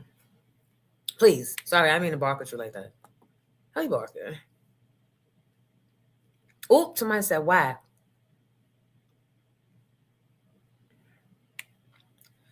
Drees. Good morning.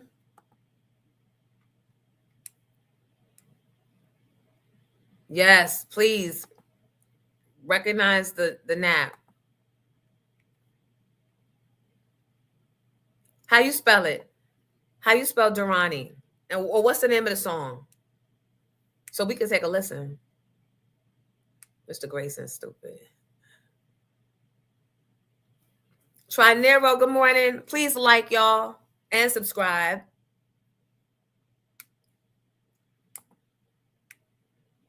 Do you think Jaheim has mental issues? I think from time to time we all do. And I think we don't take the time to embrace and address that we're having a mental break, or we're having a mental discord, or we're having a hard time moving past some shit. And then it becomes a thing and we become stuck. That's what I think. But do I think that he's always mental and that there's a gene? No, I don't. And I also think that creatives are always a little off. And I think we have to be, because we have to imagine things before they're there. We have to imagine songs. We have to visualize the success. So it makes us a little weird.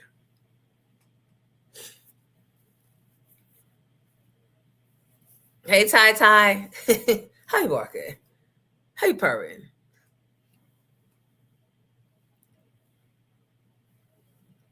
Does anybody know Durrani's name? But anyway, I think we dispelled and broke down the whole Grammy process and the awards, and how all that is the labels putting money. That's marketing for them. Because once their artist wins a Grammy, yeah, the artist is happy, but the record sales shoot up. So then they're able to recoup all of the product that they paid for it to make the artist look bigger than they were. Because that's what they do, right? Like, Cardi B did not sell all those records the first. How Cardi catch a stray? Why not? And don't come in the live disguise.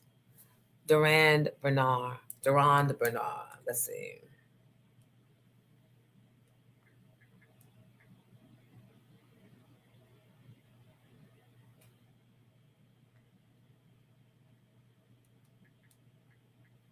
Okay, let's see what you got. Yeah, don't believe that. It's all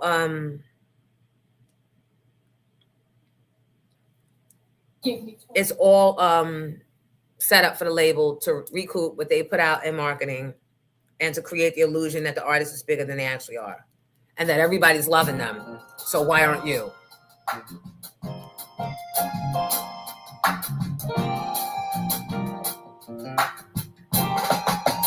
Hello there, everyone.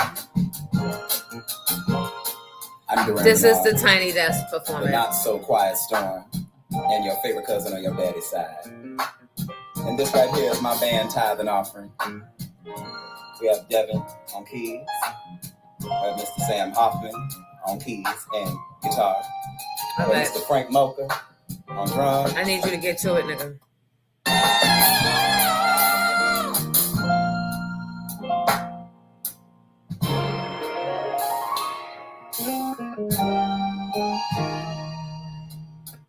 For to be here. It's too much. Dramatics. Get to the singing. More than I love you. Nothing you have for naturally earned. And you display to me exactly just how you need. I can barely catch my breath. Moment of catharsis.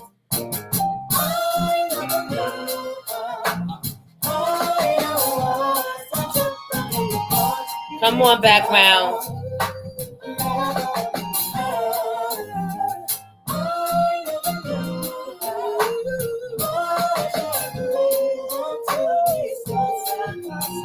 All right, pretty boys. Yeah, I don't mind him, but the antics make me feel uncomfortable. Someone named Duran Bernard. Duran Bernard. Bernarr. So not mad at the talent, but I can't do the pink rubber band on the chin and the...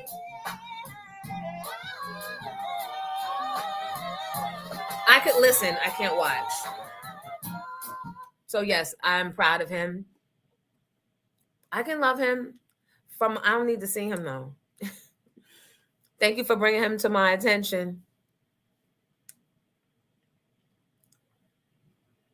And yeah, he sings well. He sings really well. Duran Bernard. Just when you thought Neo Soul was gone, in walks Duran.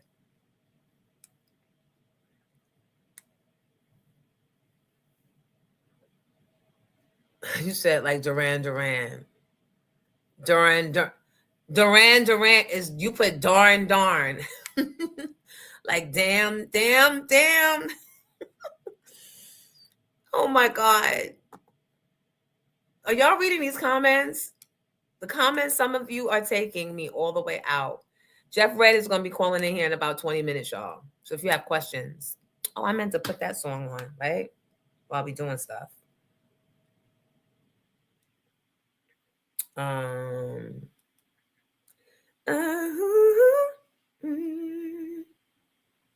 It's like heaven out of mind. Coming.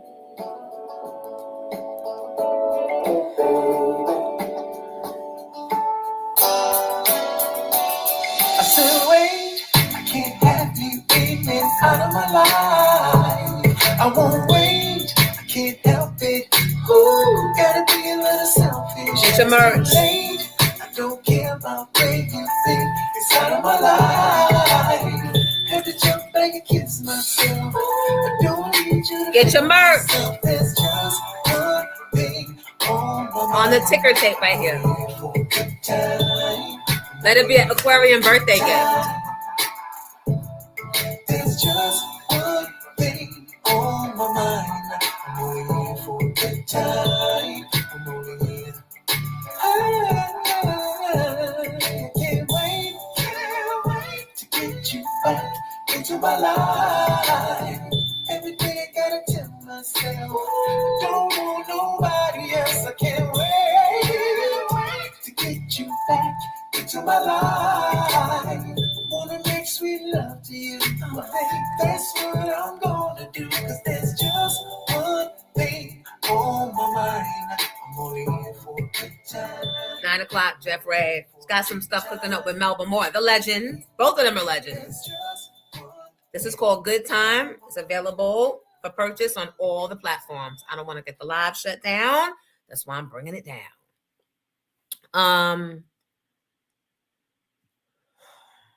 The comments are taking me out. I love you guys' comments. Who said, do I have one song left in me? I don't know. On any given day, yes, no, I don't know.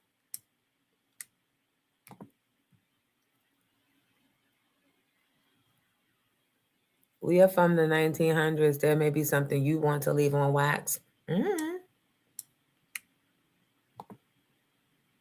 Mm-hmm. If that's shade, I'm not even recognizing it. Because it might be truth. Mm-hmm. Thin line. All right, what are we not talking about that we should be talking about? What happened over the weekend? Did En Vogue get back together? Who is thinking about En Vogue? Y'all stupid.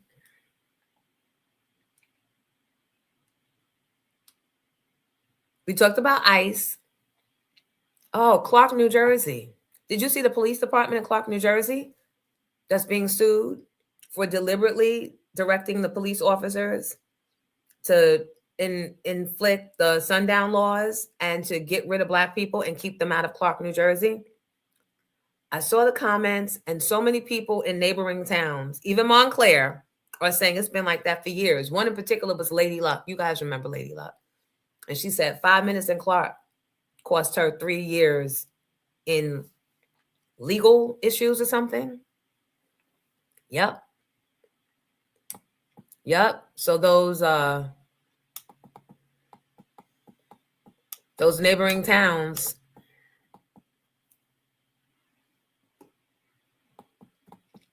No, I didn't see Martin Lawrence lost weight. Is he sick? Why is that the first thing Black people always think? Is he sick? It's better than assuming he's on Ozempic or Wegovy.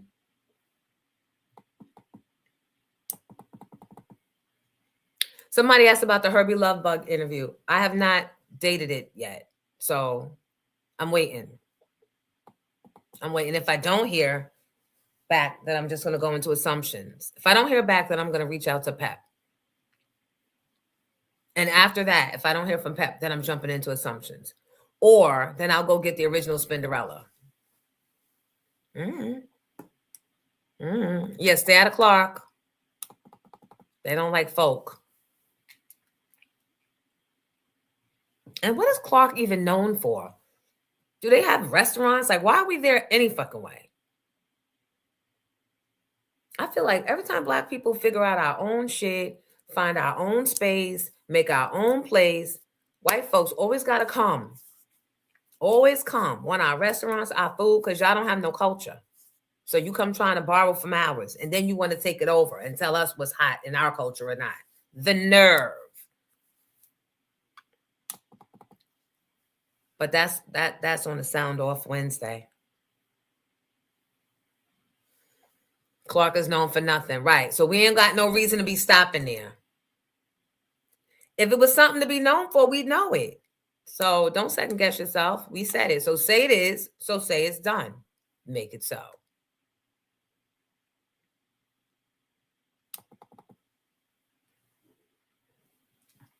Anything else we didn't get to today?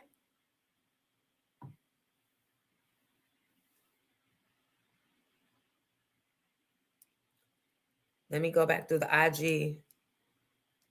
We talked about Don Lemon and Nicki Minaj.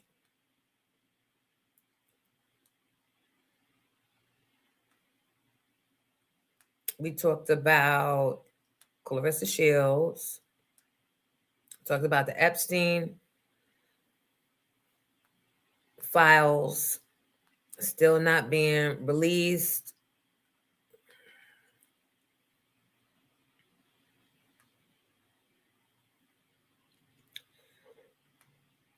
The deed theft is real, people. The deed theft is real. And it's not even safe to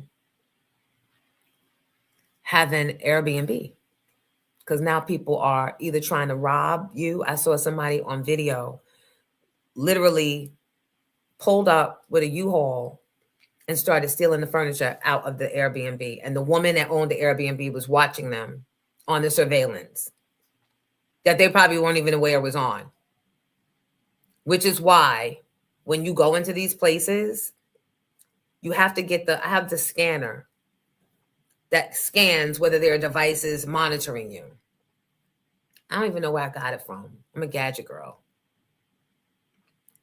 But she's watching, she called the cops, and as soon as they went outside with the furniture, the cops were there and locked them up. Imagine that. You that stupid that you really think.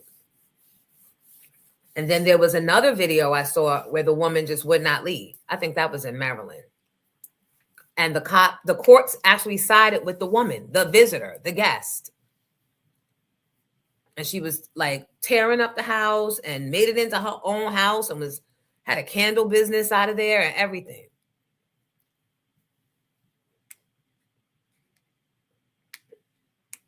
Max B's concert in Brooklyn. Anybody want to talk about that? Brought Little Kim out. Okay.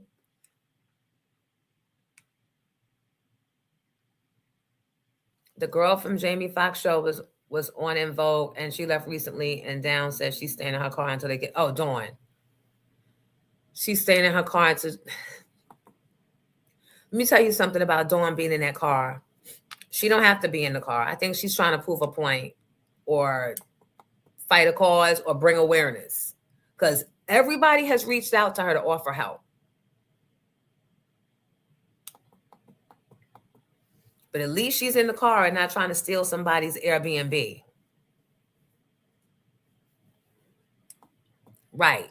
But the way the laws are going nowadays, they're not in our favor. Like, guys, on the basic, most simplest stuff, the laws are against us. Like, we really got to lay our heads low or join the Black Panthers. How you panthering? Who in here would actually consider joining the Black Panthers? You have to know you might die. I think that's what makes people a little leery. You think? Dummy. Why am I even talking? Why do y'all let me? But seriously, that's what we need. We don't have nothing else. We need the Black Panther movement or something like that to push back. The fuck? The fuck? Clip that.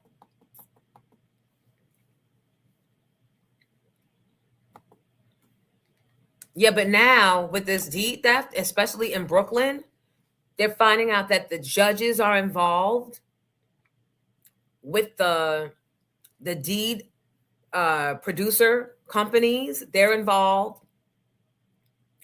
And it's the curly hair Jews. They're involved. And they're even getting the cops involved. When they pop up on your door, when the deed people, you have to come out, you don't own this anymore. They even have the cops involved on their sides. Yup, I saw that Black Panther guy from Philly. Yup. And I was very inspired. Yeah, because they see they see higher ups getting away with that shit. And they're like the deed theft people. By the time it circles back to them, it ain't gonna be nothing but a slap on the wrist. Trump pardoned this couple, and the couple went and did another crime, and now he's about to pardon them again. I cannot wait until the midterms. I cannot wait until the midterm elections. Any politicians on all levels, if you want to come on the show and talk, please, the email address is on this ticker tape, bookingjonesy@gmail.com.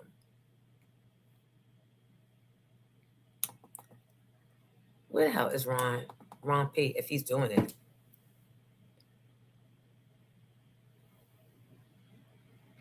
Rona Bennett, not Dawn, the girl from the Jamie Foxx. Rona was on Jamie Foxx? What happened?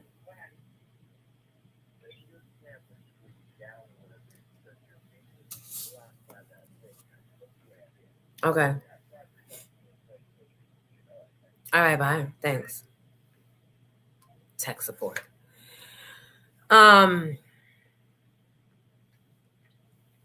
You have a video from Skylark of my performance. Do you want me to send it to the email? You can. Well, we have Midtown's honest thought. Since the Orange Man in office wants to enact the Insurrection Act, Trump is scared of the midterms. Yeah, he will. He said that. Oh, midterms. Okay. Yeah, he will get impeached. But what does impeachment do? He got impeached before, and that nigga still was able to run for a whole nother term and won. And doubling down. So what's the purpose of impeachment? To me, that's just a word and a record.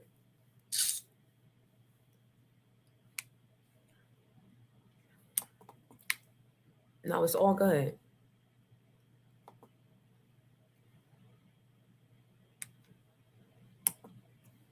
It's all good. Did y'all see Joy Reid slay Stephen A. Smith? Everyone's getting a piece. Everybody is getting a piece of Stephen A.'s ass.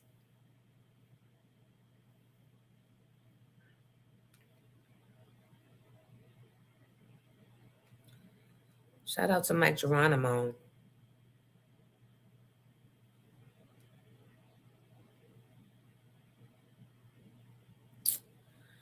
Oh my God, the Chrisleys. So you know my love and my affinity for the Chrisleys. I was one of the people balled up on the floor in the fetal position when I found out not only were they going to prison, but that there was going to be no more taping. So now they're back, and in true Todd Chrisley fashion, the queen in him is showing out. All right. He is complaining. Straight today. Stop putting heat on your hair. Chloe. And she goes, it doesn't. I said, you have lost your mind. His Who black are you granddaughter. talking to? Yeah. And you saw what she did. Yeah, she spent the night with her friend, went with her hair curled. And did not take a bonnet. None of that. Right. So the next morning, I guess she had to she straightened it. Which, I said, we're not doing. Because, I never wanted that whole heat on the hair. Right, but it is what it is. So we have to pick our battles. I did yesterday at that door. When I told her, I said, people have died for less. Well, people have died for less. You better take that tone down. She's 13 now. Yeah. I looked at her and I said, you just had curl in your hair on Sunday. Why is it straight today? Stop putting heat on your hair. I love him. And she goes, it doesn't. I said, you have lost your mind. Who are you talking to? Yeah. And you saw what she did. Yeah, she spent the night with her friend, went with her hair curled. And did not take a bonnet. None of that. Right. So the next morning, I guess she had to she straightened it. Which, I said, we're not doing. Because, I never wanted that whole heat on the hair to begin with. But it is what it is. So we have to pick our battles. I did yesterday at that door. When I told her, I said, people have died for less. I love him. I love the Chrisleys. I can't wait. Yes, the Chrisleys got pardoned. That's a pardon that I approve of. So say it is. So say it's done. I love the Chrisleys. I can't get enough of the Chrisleys, for real. I can go back and watch season 1 all the way through.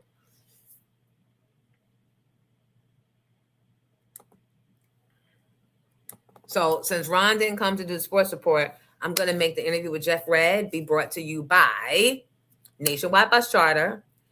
They are interested in your groups, in your teams, in your schools, corporations. If you're doing college tours, that's really the type of business. They're not necessarily the prom and the wedding party. They're more, what we've been saying that they were. Nationwide Bus Charter asked for Nick. Hey, Isabella. She is on the dance team at Iona. And she is a rock star here. They've been rocking with me ever since and beyond. Yes, it was on USA. Let me click these comments. Sorry. Monica being in the game so long, but has never, wait, what? Never won an award. I mean, I think she won like the awards that count, which are like the awards from her peer shows, Soul Train, NAACP, Image Awards, right? Oh, that's what it is. The Niners got him sick to his stomach. Let me tease him. Let me fuck with him real quick. So somebody said you probably still in a fetal position, crying and foaming at the mouth over your Niners losing. So for that, you get grace today. Tomorrow, if you miss school and you skip it, you're getting punishment.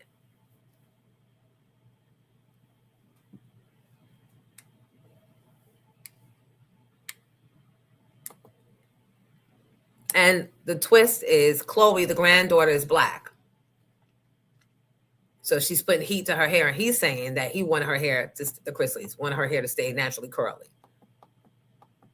which most of you should love because he's not making her conform to the straight white girl look. She never won anything. Oh, wow. How you host? Usually when you host, they know that they're going to give you an award. That's why they want you on stage. All right. Mikey Sherrill gets inaugurated today as New Jersey governor. Why so late in the year or in January? Why?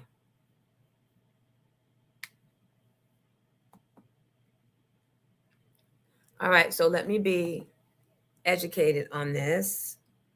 I'm going to Google.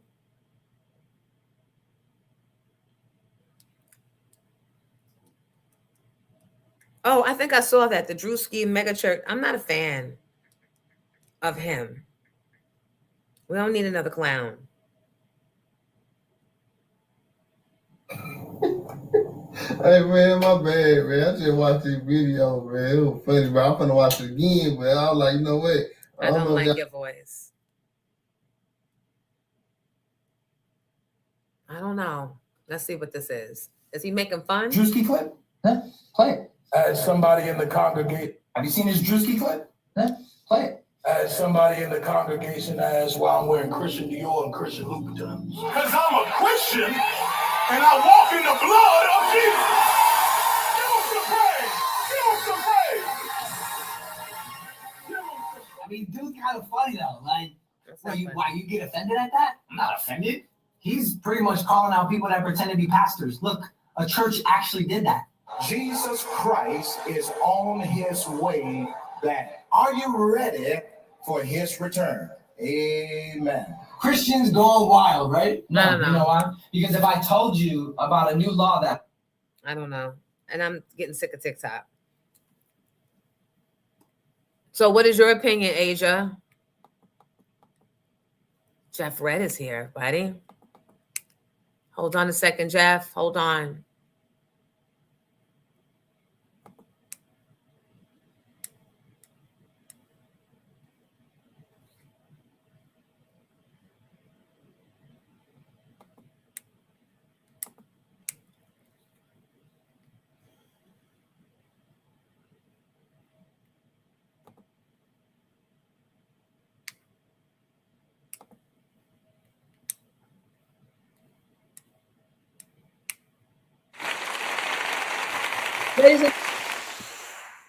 Check. Incomparable. Right? What's happening? Can you hear me? Legendary. Good. R&B crooner. Jeff Ray. Yay. Good day. Good morning, my friend. How are you? Happy New Year. Wonderful. Happy New Year. How you making out? I'm good. How long is it okay to say Happy New Year? I don't know. I'm still saying it. I mean, probably until you get tired of saying it. Okay. It's official. If you haven't seen that person all year, you can do that in June, July. Oh, I'm not going to push it that far. But it's good to see you. What's going on? Nothing. Just here to talk about this show on February 1st at the what is it called? The South Orange Performing Arts Center. February 1st, an evening with Melba Moore. I'll be performing. Lenny Green's hosting, and that's it. That's big. I saw you at the Dionne Warwick birthday party. Yes, which was cool. That was a real intimate spot. I really enjoyed that. Oh God, that was so dope. And it was fly, right? That's what I liked about it. I liked it because I felt like, wow, I'm here with legends that my mom would be has been. Absolutely. Especially And like with Dion, I had interviewed Dion about maybe 7, 8 years ago. Because Ken Johnson, he was the programmer at 103.9, and he had me I do an hate him. interview with him. He fired me in Philly. But did he? Yeah, but then he got fired the next week. So it's all good. But So as you are. so the yeah, so I interviewed her, and she was a great person. She's down to earth, and she reminds me so much of my mother. I think it's something about certain women when they get older, it's like they all look the same, man. You know what Yes. I'm saying? Uh-huh. They either Chinese when they get older, or they have the big nose, like, I probably have. Well, I already have. But it's that way. You know what I'm saying? Yeah. Those stories, though. I'm glad that we are at least respectful enough to not just cast them aside because they've got stories to tell. Melba just released a book. Yes. Yes. And that book, I got to really get into it, but I started reading it. It's so interesting to see her journey from where she started and taking that rise up and then having to fall and now coming back. Yeah. And what She I said, love about her whole journey thus far, and I give a lot of props to D Nice. D Nice is like, or during that what is they call it, the club quarantine, man, he blew yes. Melba through the roof after that. She was Yeah. out of here after that. Yeah. And he didn't know that he was gonna be blown up. Right. That's correct. But he had it all set up to blow up though. It was like, cause people were sending out texts, check out this, and man, he's huge now. He was ready. Yeah. Yes. That was the beauty of it. Absolutely. Yeah. So I played your new music earlier, Mm-hmm. the song, and I saw the video that you shot. Yep, good time. Yeah. Tell everybody the inspiration because Ron G was the one that got me my first record deal. And you know what? I didn't know that until you told me recently. But Ron G and we go back because when I was A&R at MCA Records, I was throwing him a lot of remixes and stuff like that. He did a remix for me for Lord, Casey, and JoJo, and stuff like that. So we go back maybe 30 years because MCA closed 2003. So that was 23 years ago. So we go back like 20 some years ago. But Ron had sent me this music. He sent me like 5 tracks. And I listened to him and I heard that first track and I'm like, yo, this joint is crazy. And I'm like, I don't know what I'm gonna do with that. It's already done because the guy had already wrote, he thought it was the hook. I made it the first verse. And then I wrote the second verse on out. And it just wound up being a great thing. So I love working with Ron. We got another single coming. Probably I'm gonna release that next month as well, which is kind Did of you cool. have any issues clearing that sample or Well, no issues yet. okay. All right. So leave it You alone. see? Leave that alone, okay? Leave it alone. Yeah, no issues yet. Because I see you did a great rendition of Because You Love Me, Baby. Thank And you. No issues yet. no, right. And I ain't asked you neither, did I? Right. Okay, right. So so yeah, I see you did that and it's dope. Thank I'm you. always telling you, stay with it. And it takes a minute. We're not in the world when we were making records years ago. We put out a single and 6 weeks later the album comes out. Nobody's really waiting for anything from anybody.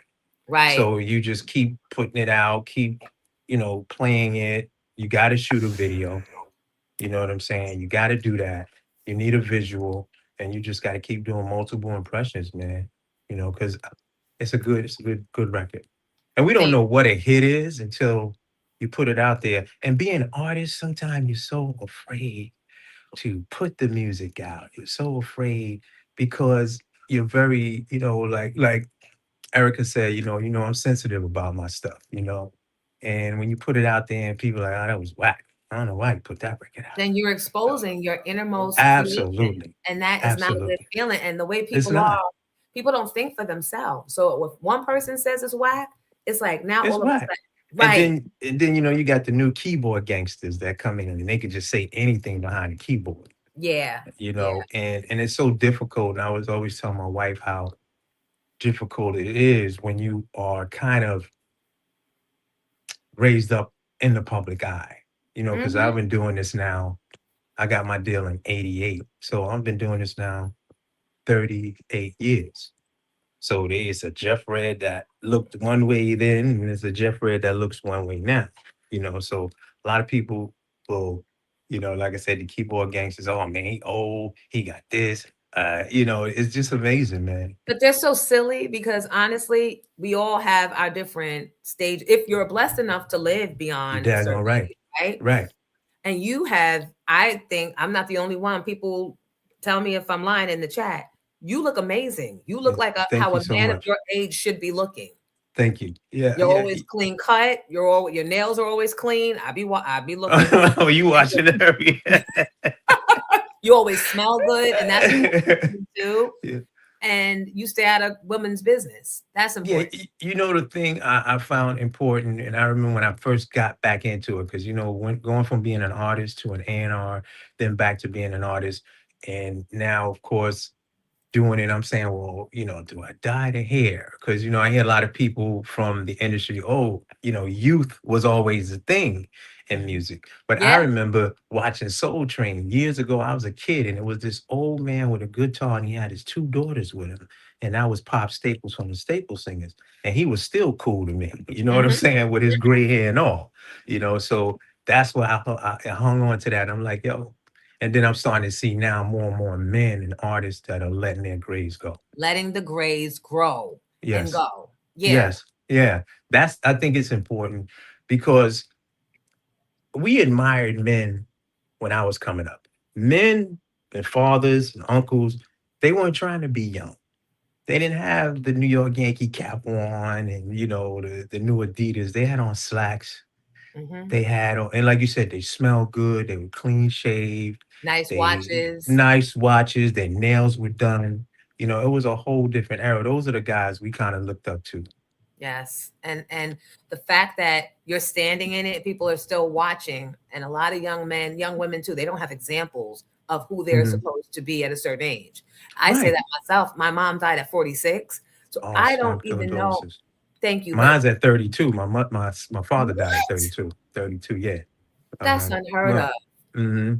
Yeah. But to the point, if you don't Right. see that in the house, it Correct. doesn't become a thing that you are familiar with. Right. So some people just don't know. I guess they get stuck where they were with the baseball cap, Well, I don't know if it's stuck or it's just everybody has this 50s, the new 20, and 60s, the new 30. So Yeah. they want to, you got the guys with no shirts on, and you have the women with, every picture they have their back turned like that, and Yes. it's like, I'm still young, I still look good. I'm 67, I'm 82, and it's those sort of things, I guess. And that's wonderful. I just feel like I don't like that. I feel like there's not a place for us. Like when we were coming up, they would tell us, "Oh, the hip hop dollars, that money is not important to us. We want the grown folk dollars, right?" So Right. now that we're the grown folk, there's still not. There's no place for us because they've made us be ashamed of being old. Mhm. They've made us be ashamed of trying to act young. So, But just not cutting you off, but just what you said, then we have to create that, and I'm out every weekend, Mhm. doing shows and stuff like that. And the people really, they, it, our culture, we danced. And I was looking at 50 Cent online yesterday, I think they're in Miami, and he was on stage and he's rocking out. And you could just look at the audience. Everybody's on their phone, everybody's talking, nobody's engaged with what they're doing. And when I'm performing, when you perform, and you see that as well, people are with you, you Yeah. know. So Yeah. it's they want it. It just has to be presented, and people don't realize how important this culture is and how much of consumers we are. We still love the music, we still support the music, and we still go out. And it, like I said, it's nothing for me to do a 800, 1,200 people in a big venue Right. performing. So it's out there, but we have to present it a little different. I think some just not getting off course, but I believe that now they have these casinos coming into New York. I think it's going to really change the game. I'm telling I you. hope so I'm because that's telling you. good money.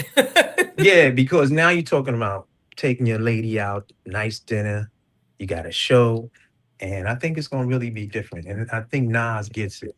Yes, absolutely. I was going to say I he's think he gets grown it. into grown manism. Absolutely. And he Yep. knows that that is weekend money because we're going to go Absolutely. over the weekend and leave the Right. kids or the grandkids. We ain't watching. Absolutely.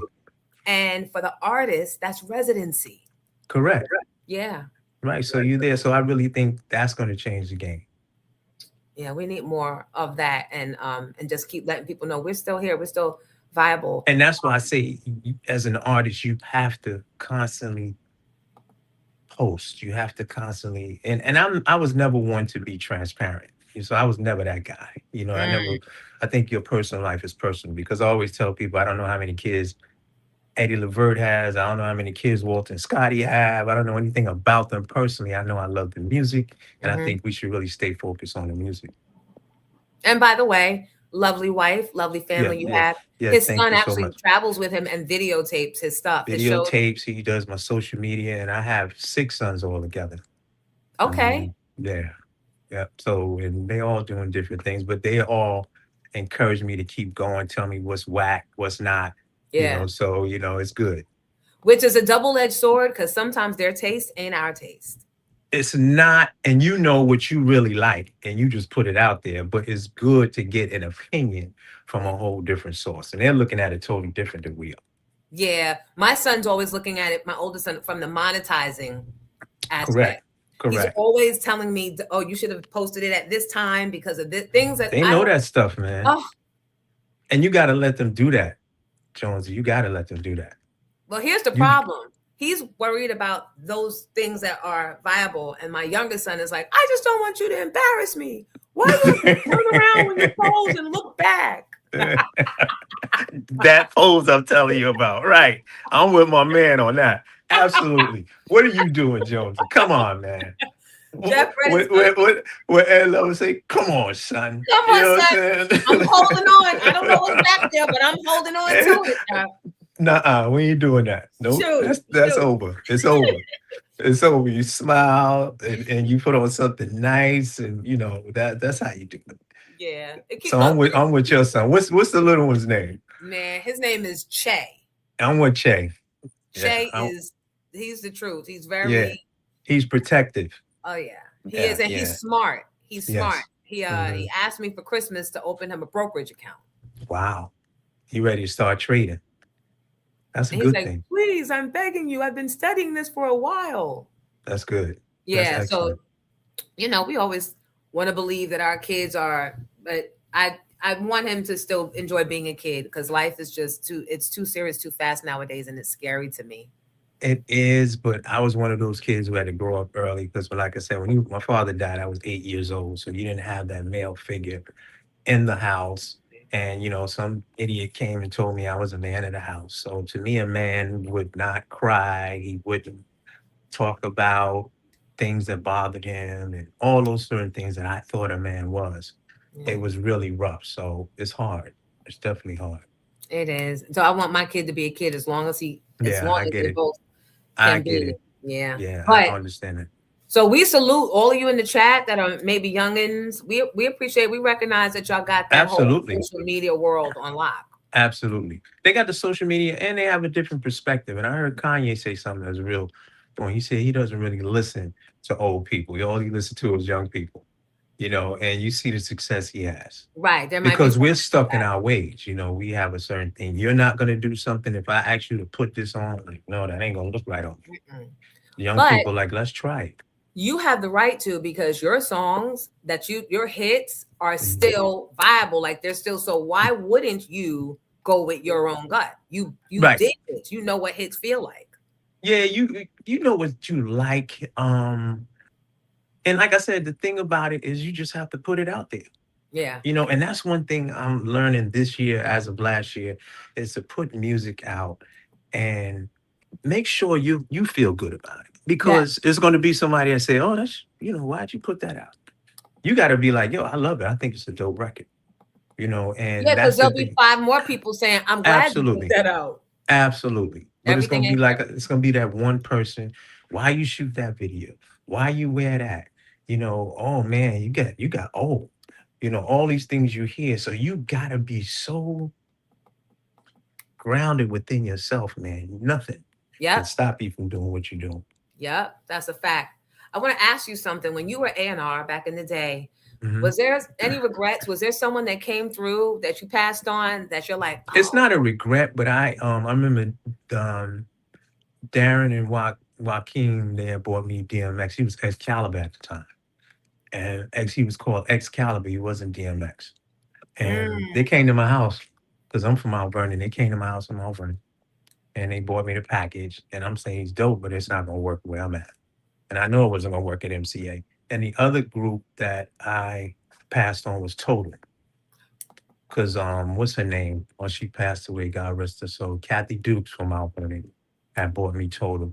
And that's actually Kathy Dukes' son on the cover of Biggie album, The Baby.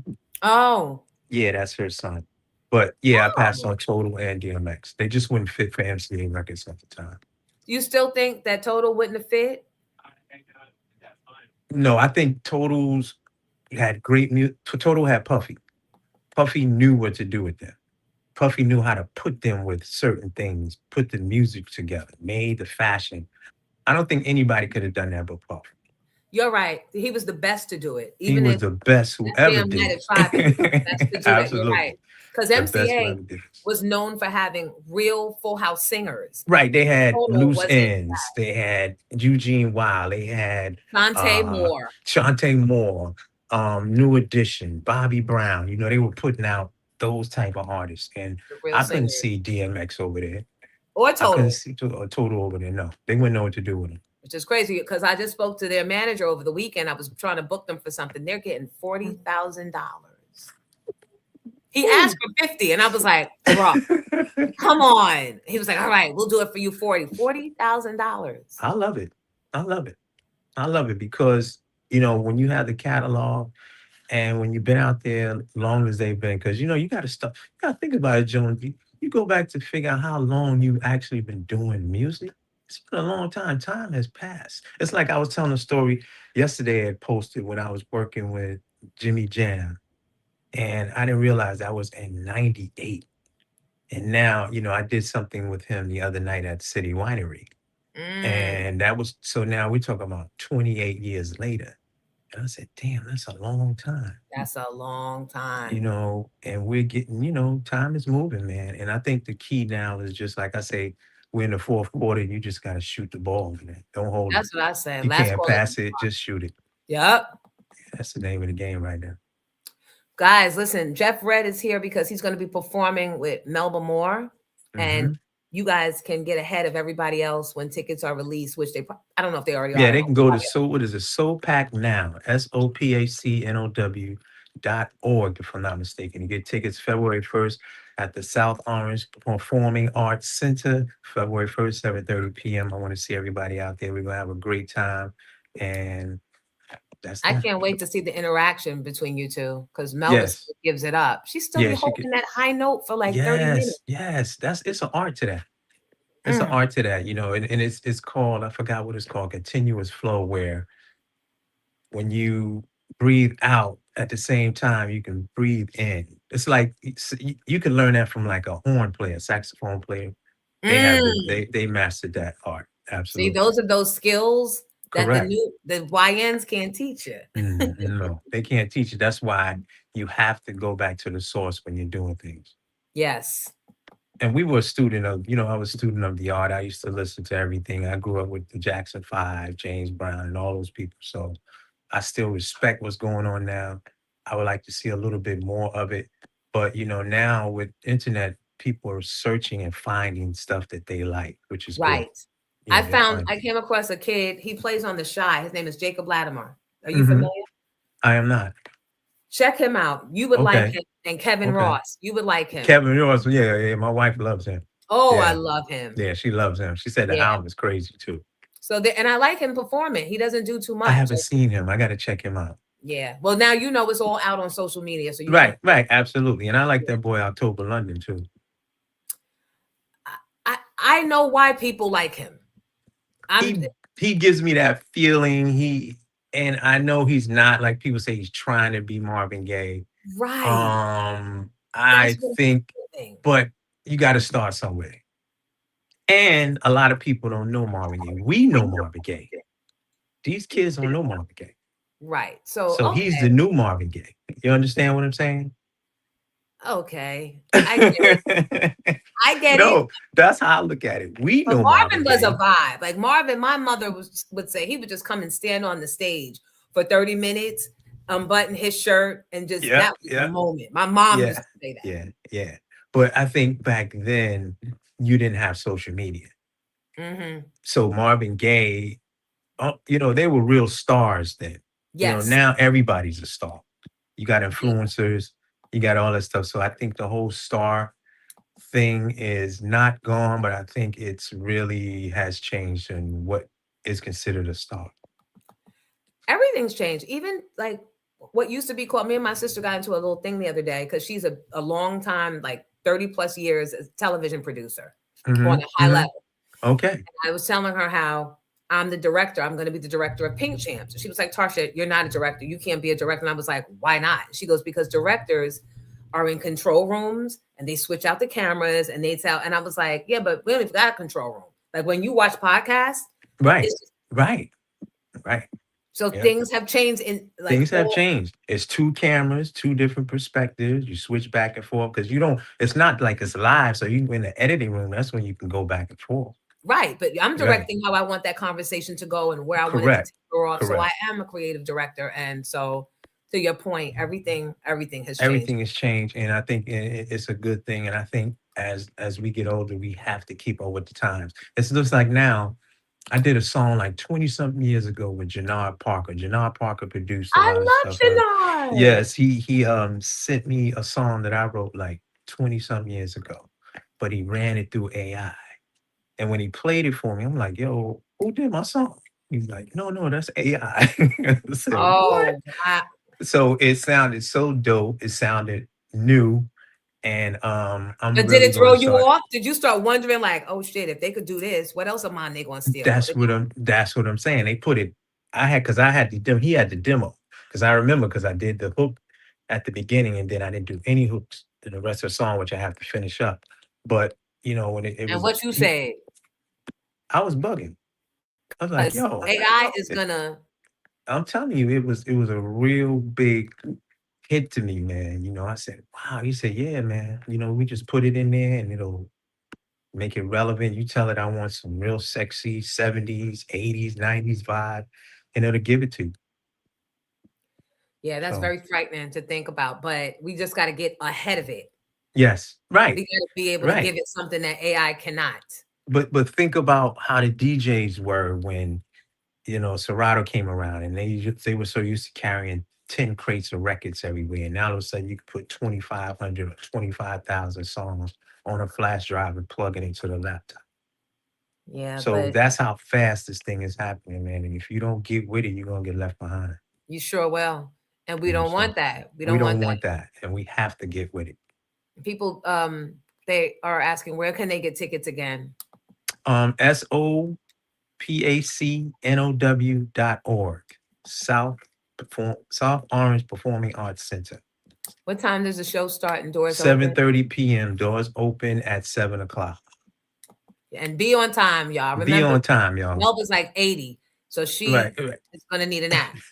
Yeah, and I'm on first, so get there early. All right. Somebody said they already got their tickets, and in the comments, ask him: is it true that Cat Williams got or petitioned for Miss Melba Moore to get her star in the Hollywood Walk? That is true, yes, and he paid for it too. And it's like 50,000 now, right? I don't know how much it is. I don't know, but I know it's a lot. 30 during COVID, so I don't know if that was. Oh, really? Okay. Because nobody was outside, but do you have one thing about you that people would never guess that you want to share? One thing about me that people that you like to do, or that because I have something that about you.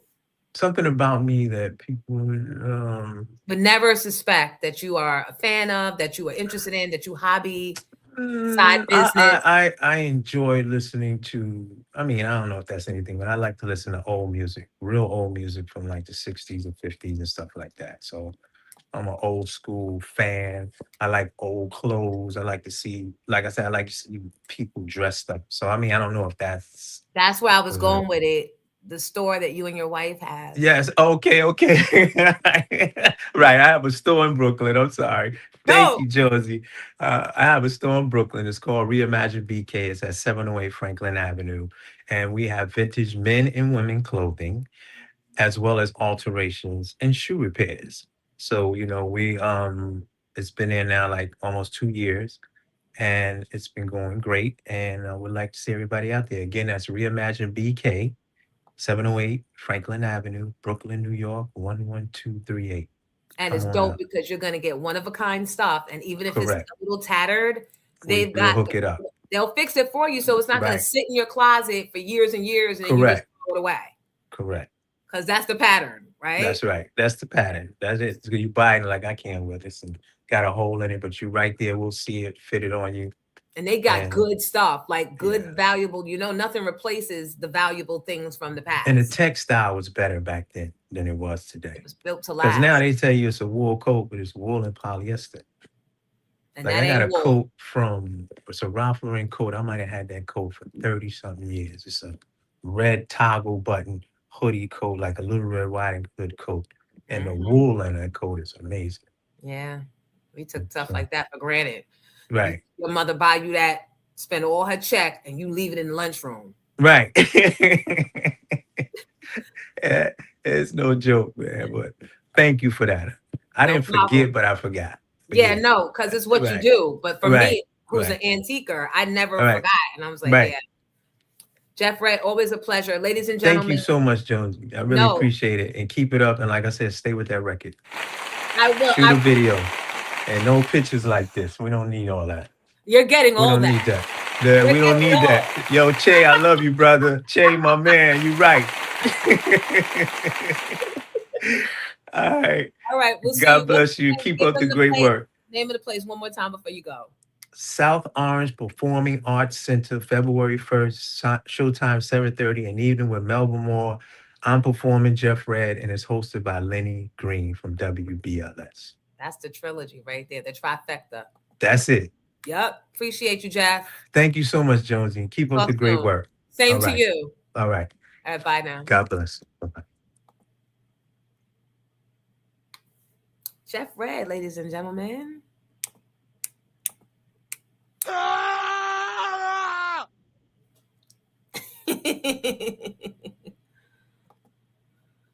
All righty then. All right, let me get back to my comments. I was trying to click the comment so you guys could see the name of the store.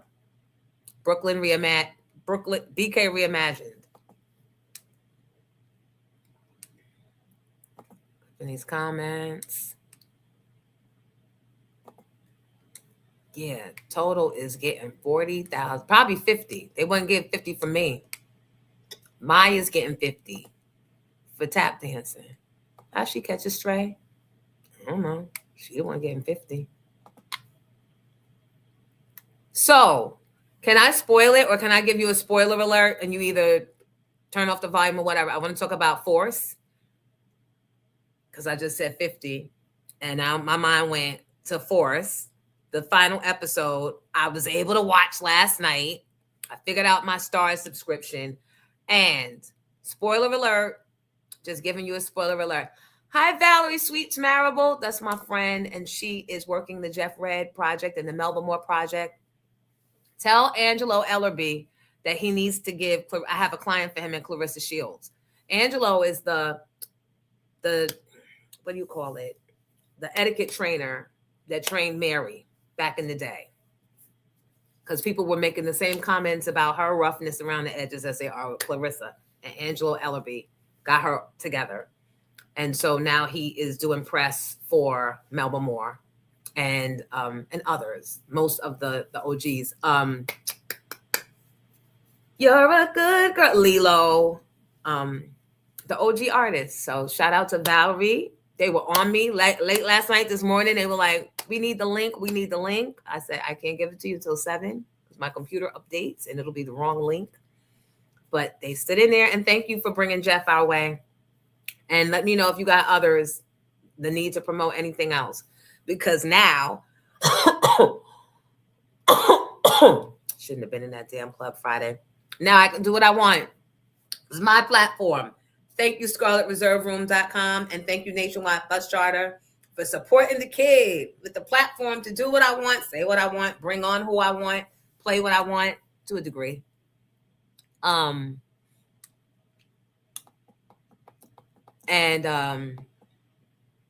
Samuel Jackson is wearing a white version of that coat in a Winter Olympic commercial. That's what Mr. Curtis just said. South Orange Performing Arts Center.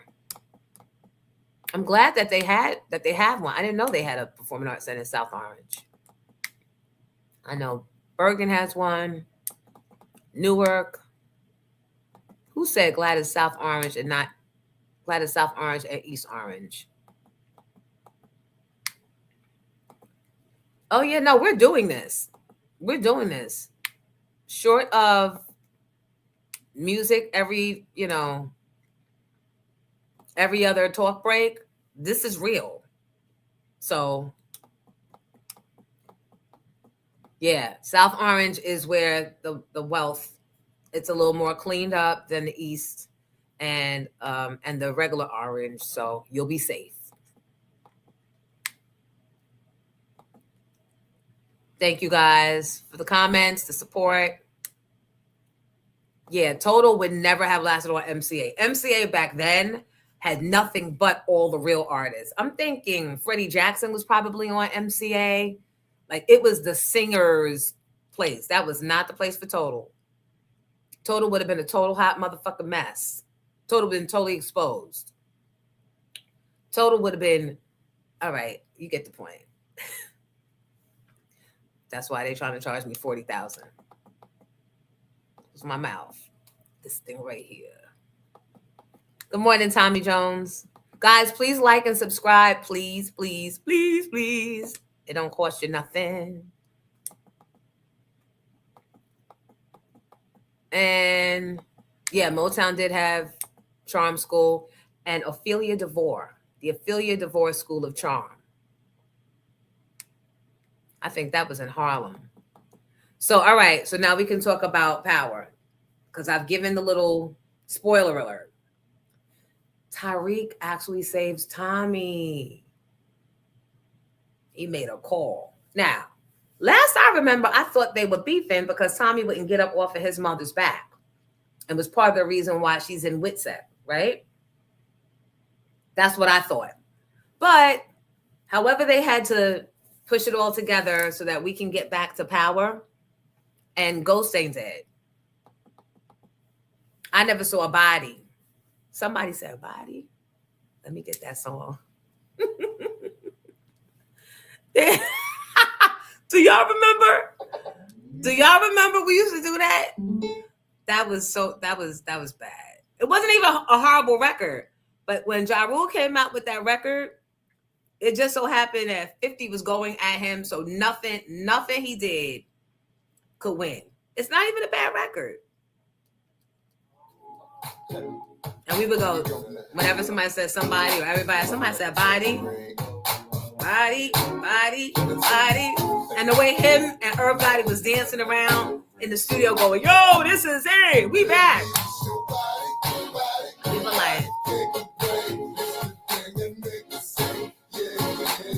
were like, you're so not. You're still gone.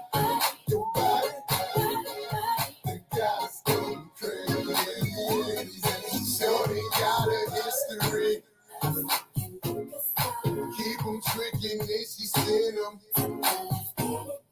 right around 3 a.m. and even know how I'm coming.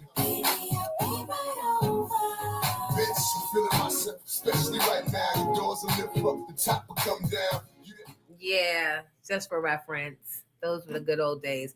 And the crazy thing is, while I didn't see him, Irv, I never probably saw them because soon after that, I went back to Philly and then I saw him this summer. We were at a golf outing together. And I'm, once again, making myself disappear. I'm getting small. I stopped talking. I stopped moving. Because I don't know what it is. I'm hoping that niggas are grown and like bygones have bygoned, but I don't, and then somebody says something and he says, he acknowledges them, they're standing up, white boy, and he scans and he goes, Jonesy, what up, baby doll? And I'm like, child, I was just about to come over here. And knowing I was over here working on disappearing. I do a good disappearing act when I need to. But yeah, it was all good. And now he's got way bigger fish to fry. That nigga got catfish to fry. He got oversized whitings to fry. Not me. So I'm good. I am good. So Force is over. Power's coming back, I think. And if not, and it's the other way around, Tariq is part of it. So we'll probably see other cast members. What I am going to watch is the BMF. It's like a docu something. And I think it's Meech's side of the story. I think I saw something like that on my feed. Because once you watch one, everything comes. So, yeah. So, all right. Okay. All right. Freddie Jackson was with Capitol Records. Let me pull up my roster of who was on MCA back in the day. Because I know that was the label that if you wanted to be, I think Guy was on MCA. If you wanted a real reputation label, not like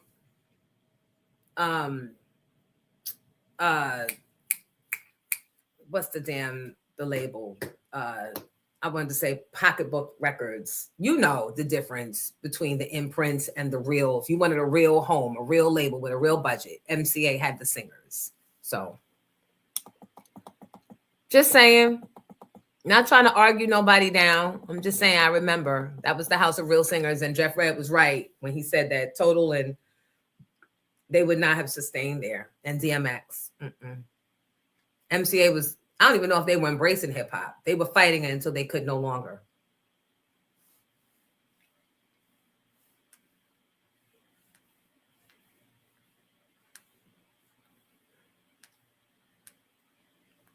Shout out to my pastor, Dr. Darius Daniels. I'm looking and I'm realizing that I missed yesterday. He does 8:30, 10:30, 12:30, and 2:30 on YouTube. He's got churches now in Atlanta and in Jersey. And I love his delivery because he always brings the word to a real life situation. Because sometimes if the preacher is not connecting to me, I'll wind up sleeping like Trump in front of a whole bunch of people. But just wanted to put that out there in case somebody needs the word. Somebody's going through something and you don't want to necessarily discuss it. The Spirit just spoke to me. It just touched my heart to put that out there. Darius Daniels, YouTube. And you ain't got to tell anybody what you're watching. Just go and get you some stuff. Right. If they don't show a body, this is talking about, wait, somebody said body again. Oh my goodness. What are we doing? No, she said they don't show a body. That means the person ain't dead. But now, in spirit of who I am and what I do and what I've done, I have to play the record again.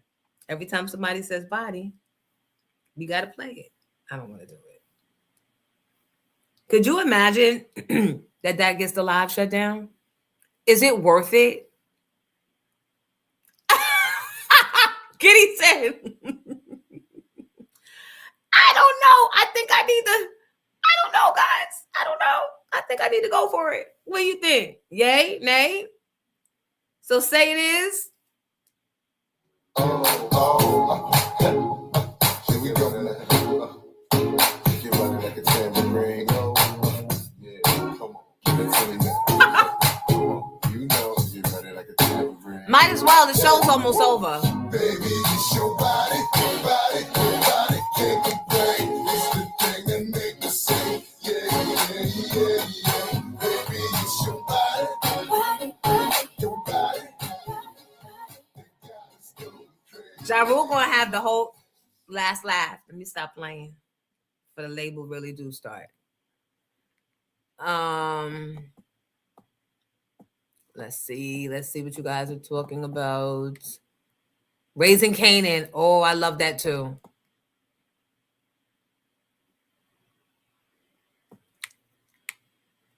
Right. Powered by the white boys.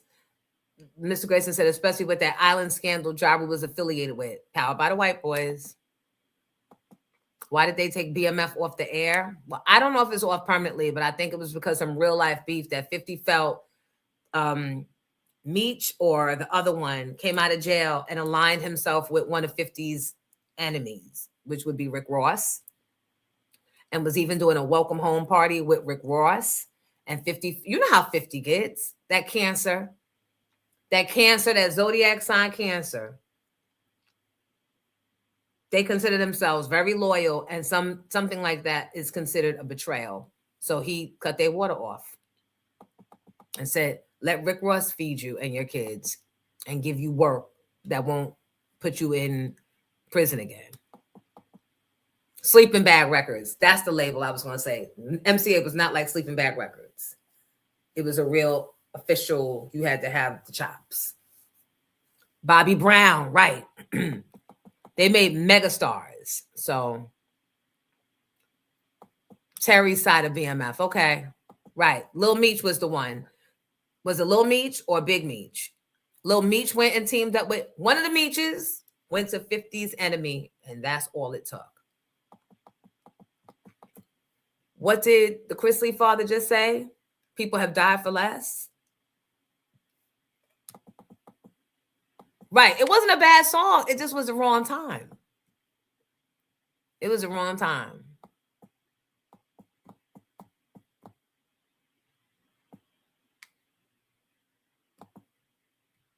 Lil Meech spent the money. Big Meech did all the, I don't know. I don't know. I can't keep up. So that's that.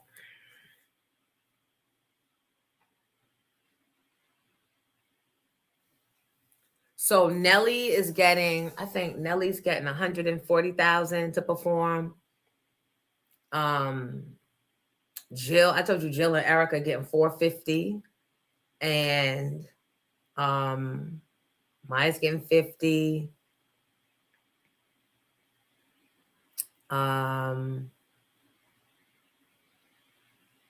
Who else did we inquire about that you would never think? Next gets like 50, 60.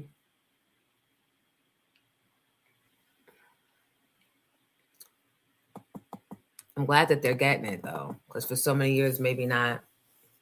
I can't believe she's getting 50 neither. Because I don't, and here's why. I don't see her as a headliner, and that's headliner money to me. You taking up all the budget, so now they can't even get a, so now I got to pay $150 because I got to get a headliner, and you're just a fill. When you can get 5 90s girls and be good for that 50.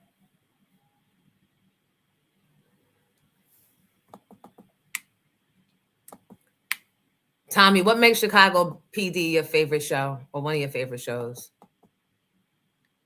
How much do you think Christopher Williams is getting? Probably 10 to 12. What about Maxwell? About 100?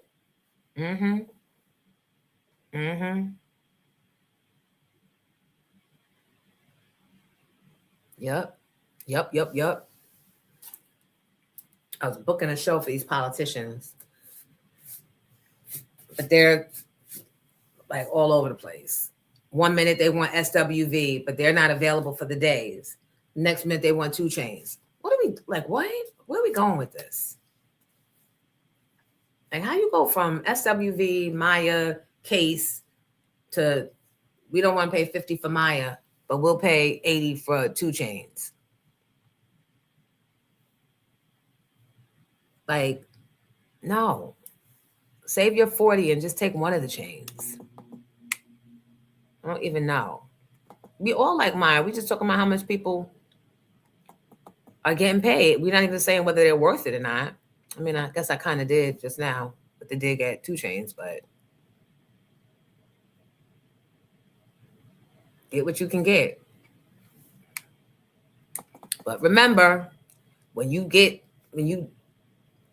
sing up, right? And you take that big bag, you better make it work there because you won't never get that shit again. Because niggas are watching. Hashtag check the label.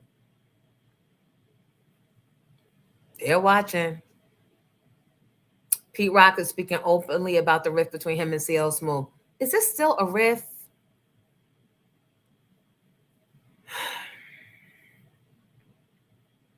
How you tapping? No, it's okay. You'll watch the high Nick music. You'll watch the replay. Yeah.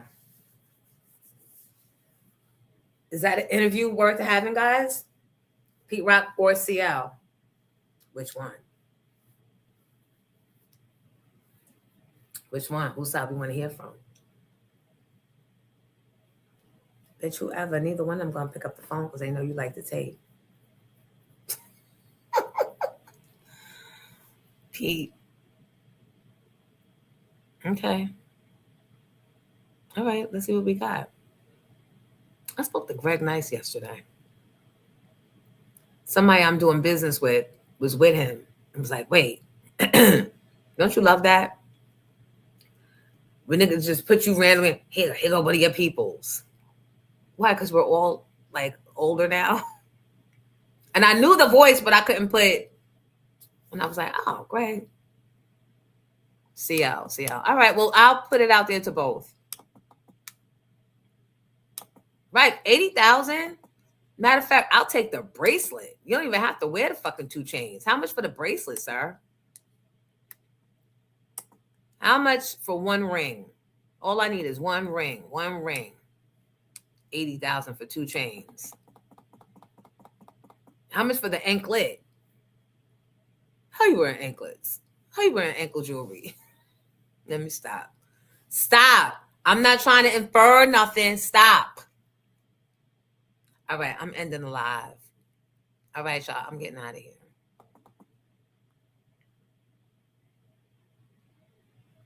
Both on different days. Okay, let's see. Pete Rock and CL. I can't name no two. And look, the politicians I was booking for, them niggas can't name. This was one person out of all them politicians that wanted to get their 2 chains moment. No. I'm not damaging my booking agent reputation.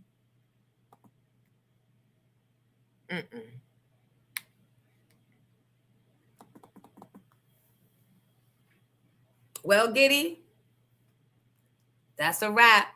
I'm about to wrap it up. Thank you for standing by, just in case.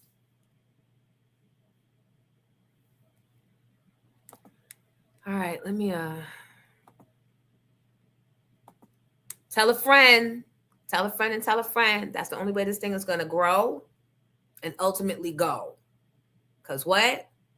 You know, Jonesy lose interest real fast. She'll just stop logging on. She'll do it.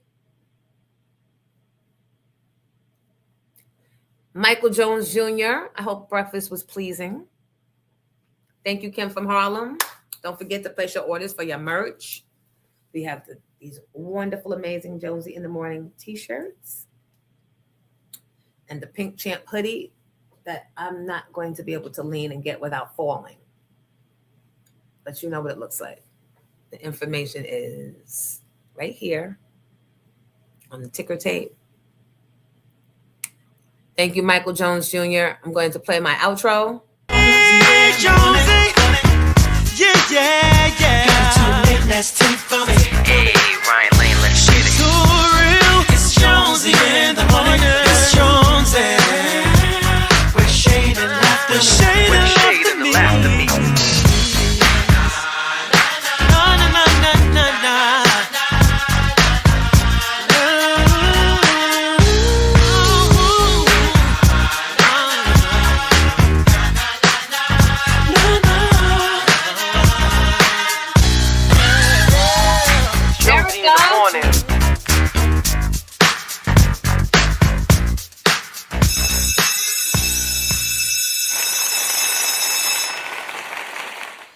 I love you for watching. I love